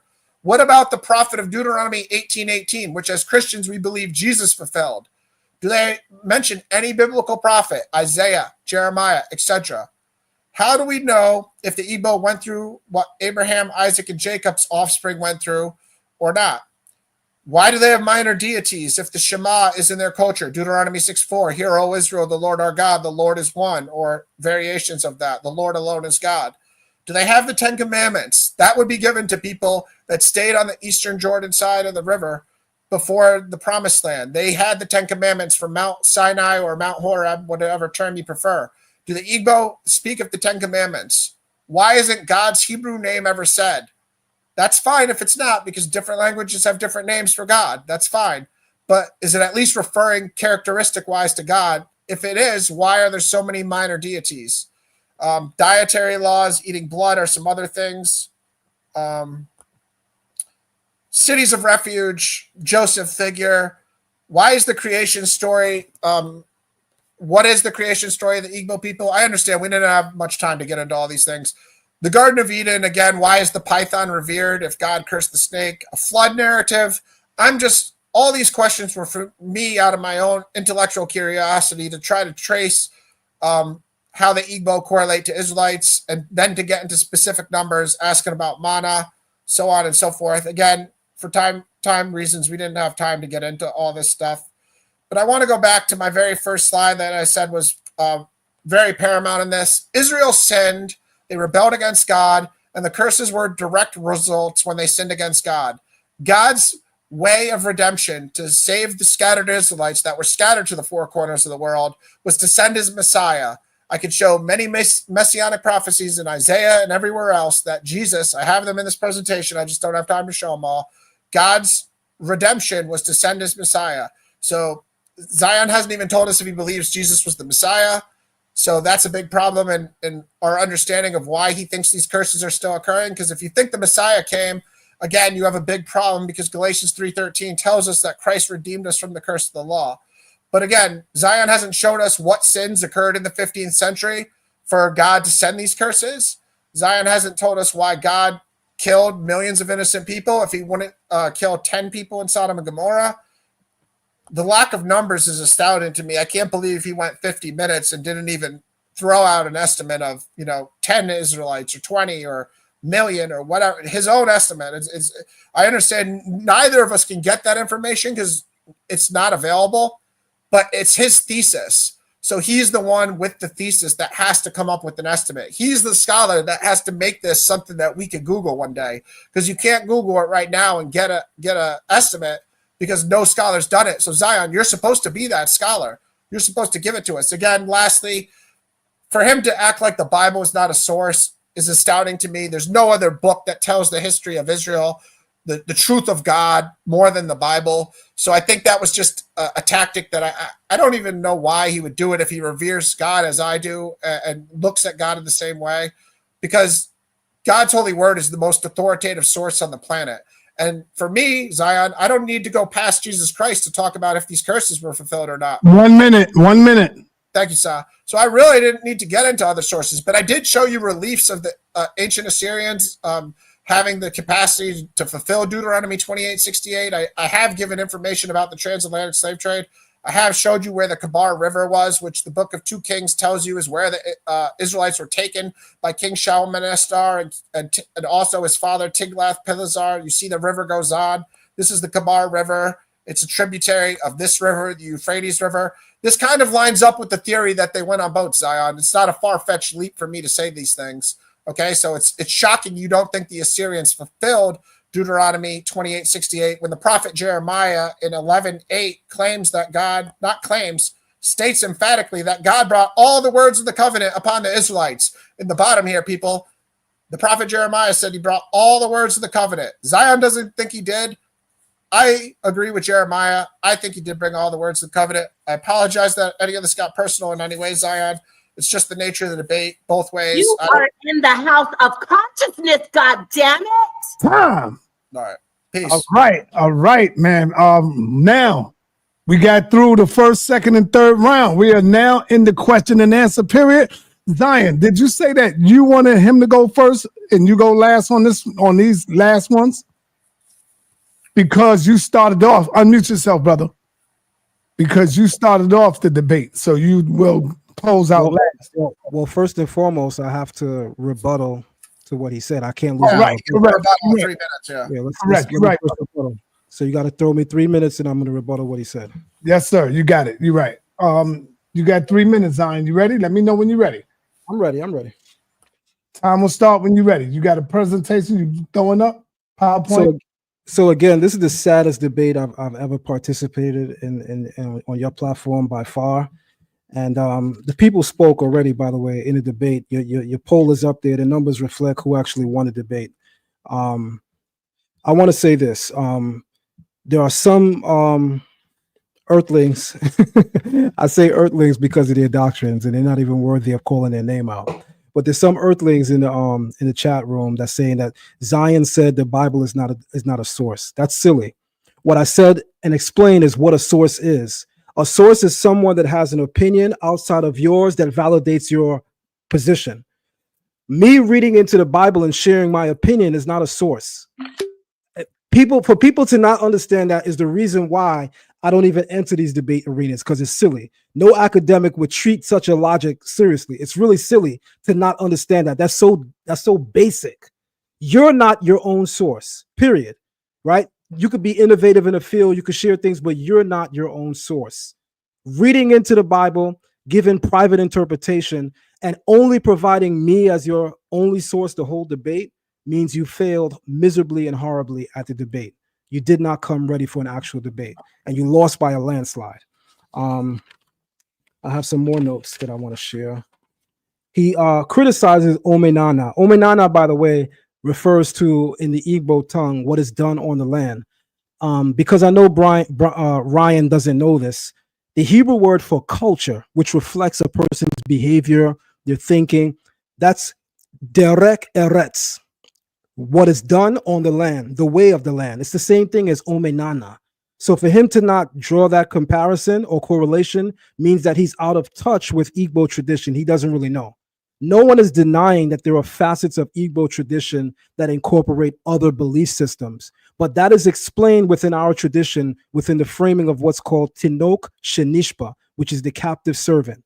When you are a captive person in exile and you have been forced, migrated in exile for several hundreds and thousands of years, you're going to lose major parts of your identity and major parts of your culture. You're going to adopt to said surrounding cultures. Even European Jews bear witness to that and attest to that in their own writings. That's why this is so silly. There's no European Jew that posits that there aren't facets of other religions that made their way into their system. It's so silly to point out the obvious. Oh, the Igbo, they worship this and they have this that's different. Is that the best you could do? along with the kindergarten, 5th grade presentation. This is really sad. And Sarnetta, with all due respect, never again, man. I personally will never again. Not unless it's somebody like a Jabari. Never again. This is ridiculous. And now, what you were saying, Sarnetta. Time. This is the toughest environment to be in, and we're busting piñatas. All right. Now we are in Naphtali. Just be patient. I got somebody for you. I got a powerful sister for you, Naphtali. Her name is Honey. So you just be patient, Naphtali. All right. We are in the 5-minute question and answer. Zion, you're supposed to be going last because you started off. Yeah. Yes, I'm going to go last, and he's going to go first. Yes. And so, Ryan, you got 5 minutes to question Zion. When you feel that he have answered, remember this, y'all. When you feel that he have answered, Ryan, tell him, all right, God, I want to move on. And then he got to be quiet and let you come on with the next question. Yeah, sorry to interrupt you. Is there a minimum or maximum amount of questions we're going to do in this time frame? If you can get whatever you can get out in 5 minutes. Yeah, I just don't want to interrupt any of his answers. So how long is our maximum response time? Here it is. Let me say it again. When you feel that you have got a good enough answer from him, you can move on. Because remember, you got 5 minutes. It's your time. Yeah. You don't want him to go too long and waste your time. All you got to do is say, good, I'm good. And then ask the second question. He's going to have to stop. Same with Zion. Zion will ask you questions within 5 minutes. And if Zion feel that he had enough of hearing you, he can move on to his next question and you got to stop. Are you ready? Yeah, sure.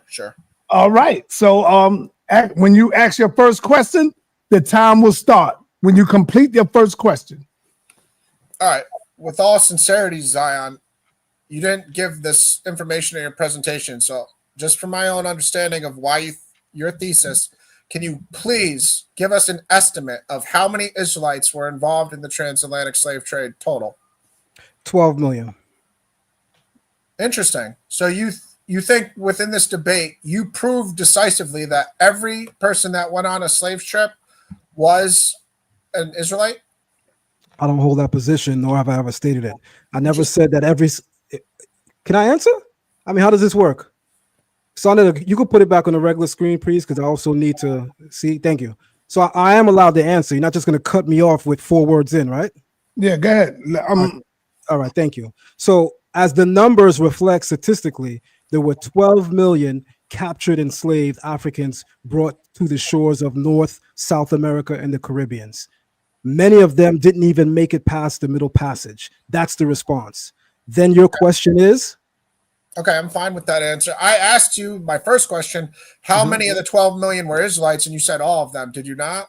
No, I never said all of them were Israelites. I even said nowhere did I ever posit the position that everyone that boarded the boat must be an Israelite. I never said that. Even in the source, which is me that you quoted, I said that right there. I said, I'm not the Israelite that believes that this is a monolith, that the culture is a monolith, or that all Israelites were captured. I never said that. There's no video you could pull that in. There's no source material. I don't believe that. I do believe that a great majority of the people that came through were Israelites. I don't believe everybody on the ship was an Israelite. All right, maybe I misheard your answer to my first question when I said how many of the 12.5 million. Anyways, the next question would be, like you just said in your own quote, you said, I don't believe the people in the transatlantic slave trade were intentionally looking for Israelites. They were looking for slave labor. That's a verbatim quote from you. Absolutely. How would God orchestrate his curses in such a negligent or inefficient manner? Why would you think God would not even have these slave traders looking for Israelites? Okay, so that's a very silly question, and here's my answer. Your question actually is suggestive also that in the Egyptian enslavement, that because the Pharaoh knew he was inflicting harm on the Hebrews, that he had to go that much head honcho. No, there were many enslaved people. There were many captive people. The people that were brought to the shores of the North Americas, the South Americas, and the Caribbean were not sought out because they were Israelites by the people. The Creator can use at any given time anyone throughout history to judge and punish anyone, be it his children, his people, or be it any other surrounding nation. Those nations do not have to be implicit or acknowledging what the plan is. The Creator will use the intentions and even impossible the thinking of mankind forward towards the fulfillment of his will. That means you have free will to behave with what you want to do. So do I. They do not have to be in the know of what God's plan is. That's it. Well, I deduced from that you didn't answer if it was effective or not. Clearly, we'd probably both agree. I'm sure you would. That's been your logic. It was not very effective for the people to not even know who they were targeting. Do you think Jesus redeemed us from the curse of the law, as Galatians 3:13 states? I have no commentary on that. The name of the debate is Deuteronomy 28:68 a fulfillment of the transatlantic slave trade? Let me ask you another question then, if you don't want to take a stance on Jesus. Did God, in all the Messianic prophecies, promise to curse his people once he sent his Messiah? State that again. In all the Messianic prophecies that you've ever read in the Hebrew Bible, did God promise to curse his people when he sent his Messiah? Next question. That's a silly question. Well, you can't listen, the questions that I'm going to ask you are relative towards the topic. Very relevant because I don't deem it's relative, and I don't have to answer your question. Subjective. I'm going to explain to you why. You also have the right to not answer my question if you don't believe it's relative. I don't believe it's relative. I'm not answering it. Yeah, I don't want to interrupt you. It's just the 5-minute thing goes so fast. I'm trying to just get my points out. So for me, why it's relevant is because I believe Jesus was my Messiah, and I believe the Bible teaches in Galatians 3:13 and several dozen other verses, Christ redeemed us from the curse of the law. So when you didn't want to take a stance on Jesus, that was fine. I was asking you in a general sense, when God sends his Messiah, was Israel still going to be cursed? For you to say that's not relevant, it's very relevant. I just asked you about Jesus. I moved on, and I asked you about if your question was on topic of the debate, then I would address it. I'm not going to waste the round me responding to you by addressing things. You're talking about Christ in the New Testament, right? I'm talking about a curse in the Old Testament. Okay. Yes, we can drag it out and have that greater discussion, but I do have my right to say I reserve the right to not answer. If God would curse people after the Messiah comes, isn't relevant to a debate on a curse from Deuteronomy 28:68 occurring in the 15th century. Frame that question again. Say it again. No, I'm just stating a statement. It's not a question at this point. My other question. Wait, hold on. You're framing a statement. It wasn't a question. Yeah, I was just stating something because we're disagreeing. All right, let me ask you another question. I'll only ask you one or two more questions. It's fine. I know the 5 minutes has run out pretty much.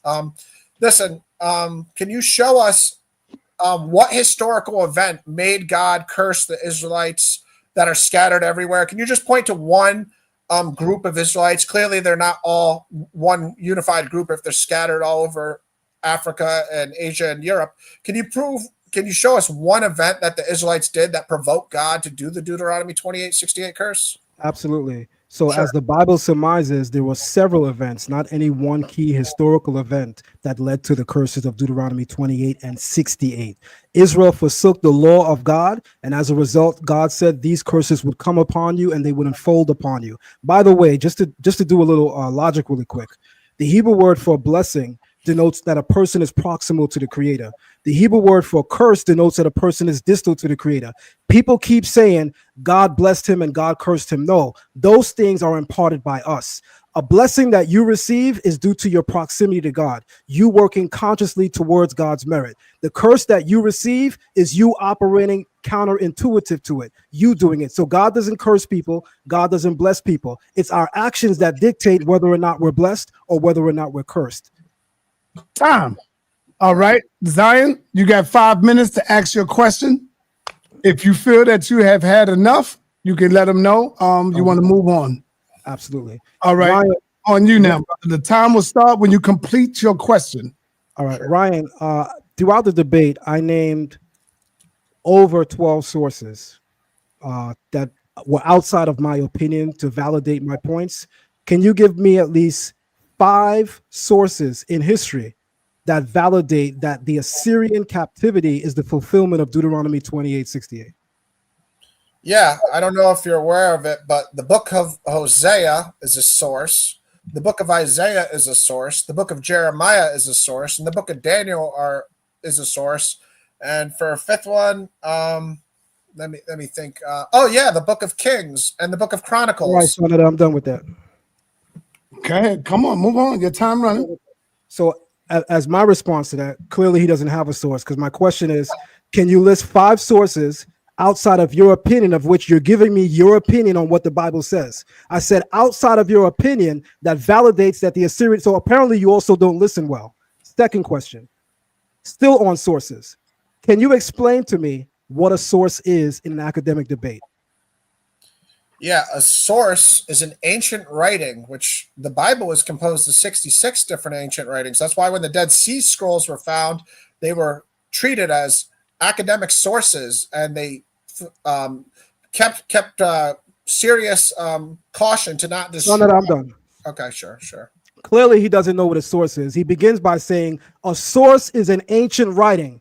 That's the source. Right. That's why I said this is silly, and I missed the whole day party for it, but the people are learning.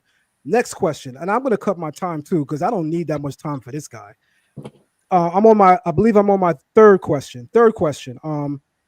So Ryan, you said that on your channel you don't talk about Hebrew Israelites alone. Could you tell me the name of your channel? Ryan Apologetics 747. But look at my live videos. All right, so stop there. I'm satisfied with that. So I'm going to call you a liar, because you said earlier that if I look at your video from 2 years ago, I can see that you talk about other things and other topics. Everyone can go to Ryan Apologetics 147 right now and literally see every single video on his channel is about Hebrew Israelites. So now I can actually call you a liar. So fourth question. This is interesting. Fourth question.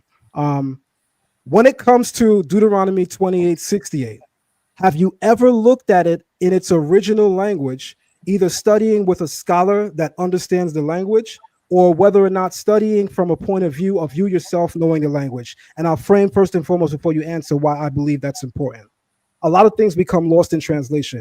You said that you're a student of both Old and New Testament. I'm assuming, and I could be wrong, that you perhaps have went into Greek translations to look at how to understand certain things presented in the New Testament. And if not you yourself, you may have relied on scholars. Can you name for me 3 scholars that you've actually looked at for the Hebrew interpretation of what's written? And why that's important? Clearly, it's a Hebrew text. So can you give me 3 scholars that you looked at that gave you an enhanced understanding of what Deuteronomy 28:68 says? I don't speak Hebrew. You must win the debate because you speak Hebrew, I guess. No, that's fine. You don't. That's why I'm asking if you looked at somebody else. I use the interlinear like any diligent Bible student would. I've looked at Deuteronomy 28:68. I agree with your stance that Egypt is referring to bondage, because I interpret that from the book of Hosea and also Isaiah. I don't have 3 random Jewish famous teachers. I don't use the term. Well, they don't have to be Jewish. Anybody that knows Hebrew, anyone. I'm just saying those are your sources usually. Okay, so I'm done. So I'm done. I'm done with my questioning. I'm done with his responses. Okay, I'm done. And so now here we are on the closing of the debate. Before we get to the closing, like I do every debate, I want to let the people let it be known that they see Zion with 71% and Ryan Apologist 29. So Ryan, you know this is not biased because they had you winning both times against Apostle and Elder Yara. So you know the crowd is not going being biased towards you. They just got Zion in this one right here. Hey, I know how a boxer feels now. You know what I mean? I know how the boxer feels. Yeah. All right, Absolutely. Ryan, you got 5 minutes in your closing remarks. Hopefully you can make up some ground. Who knows? Let's go. All right, hold on, Saad. But bear with me. Just let me start the time if you don't mind. Hold on. Okay. Yeah. Peace again to Zion. Peace to Saad. Peace to the chat, everybody that watched. I hope everybody realizes that we didn't have enough time to really get into this topic thoroughly on both sides. So I had a lot of information I wanted to still share. I'm sure Zion had tons of information he still wanted to share. The overall thing I want people to realize is Deuteronomy 28:68 has been misused by self-proclaimed Hebrew Israelites, modern Israelites, to say that this identifies them as the Israelites. Yet throughout this debate, it hasn't been substantiated. He didn't even give a number until I pressed him in the question and answer round. And at first he said it was everybody. And then he backtracked from that, or said I lied or something, and said it was some. But God said in the book of Genesis to Abraham in Genesis 18 to Abraham that he wouldn't curse Sodom and Gomorrah, which is a known wicked city, if there were just 10 righteous people in there. So I'll appeal to emotion.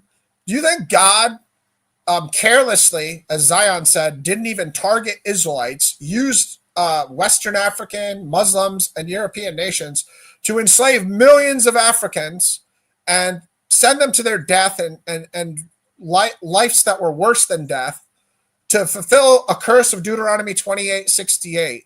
Even though Zion hasn't showed us one historical event by one group of these scattered African Israelites that provoked God to do the curse, he hasn't even said they denied the Messiah. He hasn't said they weren't keeping the dietary law. He hasn't even said they broke the Sabbath. For him to say that God cursed these people, it's a cause and effect thing. If you read Deuteronomy 28, there's blessings and there's curses. Blessings for obedience, curses for disobedience.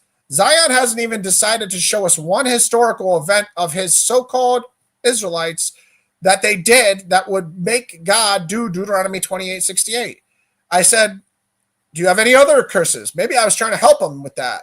Just show me one other curse. He's like, oh, that's not even part of the debate. Well, listen, it might help you if you could at least show one other curse. He didn't show any curses. There's 90 curses in Deuteronomy 28:16 to 68. He showed 0. He started talking about George Floyd, which, again, I guess he just emotionally got bothered. I'm going to say he's better than that. The source thing is low-hanging fruit. I saw him do it in the vocab Malone debate. For me, the Bible is the only source I even need for this debate. He's the one with the thesis that says that this event happened in the 15th century. I'm the one with the thesis that these curses ended with Jesus. So I don't even have to go into the 15th century only to rebuttal him. And I've done that. And, you know, the poll is what it is. I ain't mad at you. Do what you got to do. You know, nothing I said here is trying to disqualify the fact that there may have been ethnic Israelites on slave trips. I believe that there were ethnic Israelites in the African populations that went on slave ships. That's not the fulfillment of Deuteronomy 28:68. That's not God cursing those people to go into slavery. You're bearing false witness against our mutual God, the God of Abraham, Isaac, and Jacob, when you're saying that God orchestrated one of the most horrific events of mankind's history. So I'm defending him. You're not. You're saying that God did do these things. God carelessly and ineffectively sent the European nations, according to your own verbatim quote, that I don't think these people were looking for Israelites. They were looking for slave labor. And that's the character of God you're presenting to people. So who's the apologist? Who's representing the Hebrew Bible better? I don't know. People can decide. Overall, I did this debate because I wanted people to stop misusing this verse to tell people that they're not Israelites or they are Israelites based upon this faulty methodology that we clearly see has no pragmatic timeline or just basic history behind it to support it. He hasn't even shown us how he identifies who Israelites are in these scattered nations. Again, I think it would be ignorant to say they don't exist, because after 70 AD, they went north, south, east, west. They didn't just go to Asia. They didn't just go to Europe. I think if he had started with Ethiopia, he might have showed us African Jews clearly because they were Christians, and he could have showed them going into slavery. He might have had one argument here correlating what the title of the debate is. He hasn't done that. And, you know, again, debates aren't personal, Zion. I hope after this I'd love to talk to you more about the Igbo, because I would love to have conversations and ask questions why they have some things that align with the Hebrew Bible and why they have so many things that seem not to. And that's why we need to talk numbers to know of the 35 million, what percentage we're talking about here. But God bless everybody. Thank you, Sonnetta. You're a legend personally and professionally here. Thank you. God bless. All right. Thank you, Brother Ryan. Appreciate you. Appreciate your professionalism as well. And Brother Zion, it's on you, brother. I want to go to my share screen for the closeout, Sonnetta. Yes, sir.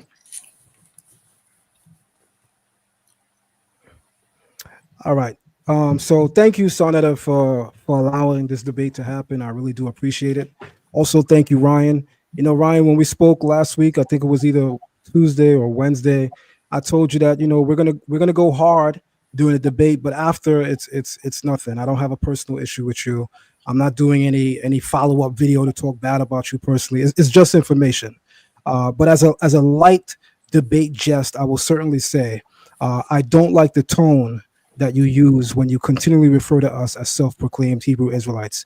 To me, it comes across very disparaging. It comes across mildly disrespectful. This whole passive-aggressive thing that you seemingly do, I don't like it. And as a result, I wanted to make sure that I hit you with some serious headshots, of which the poll is very telling of you receiving that.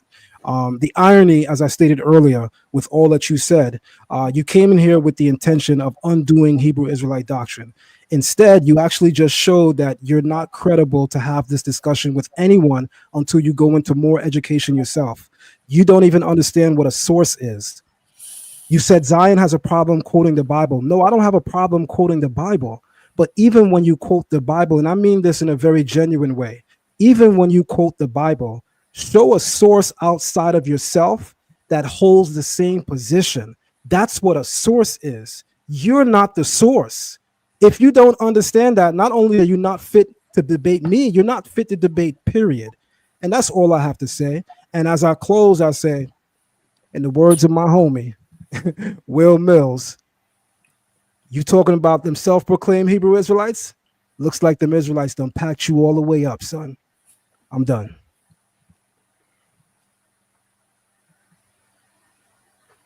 All right. I want to say thank you to you, Brother Zion, for being professional as well.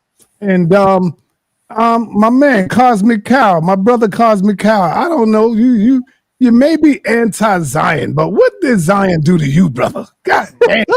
Cosmic Cow, what's going on, man?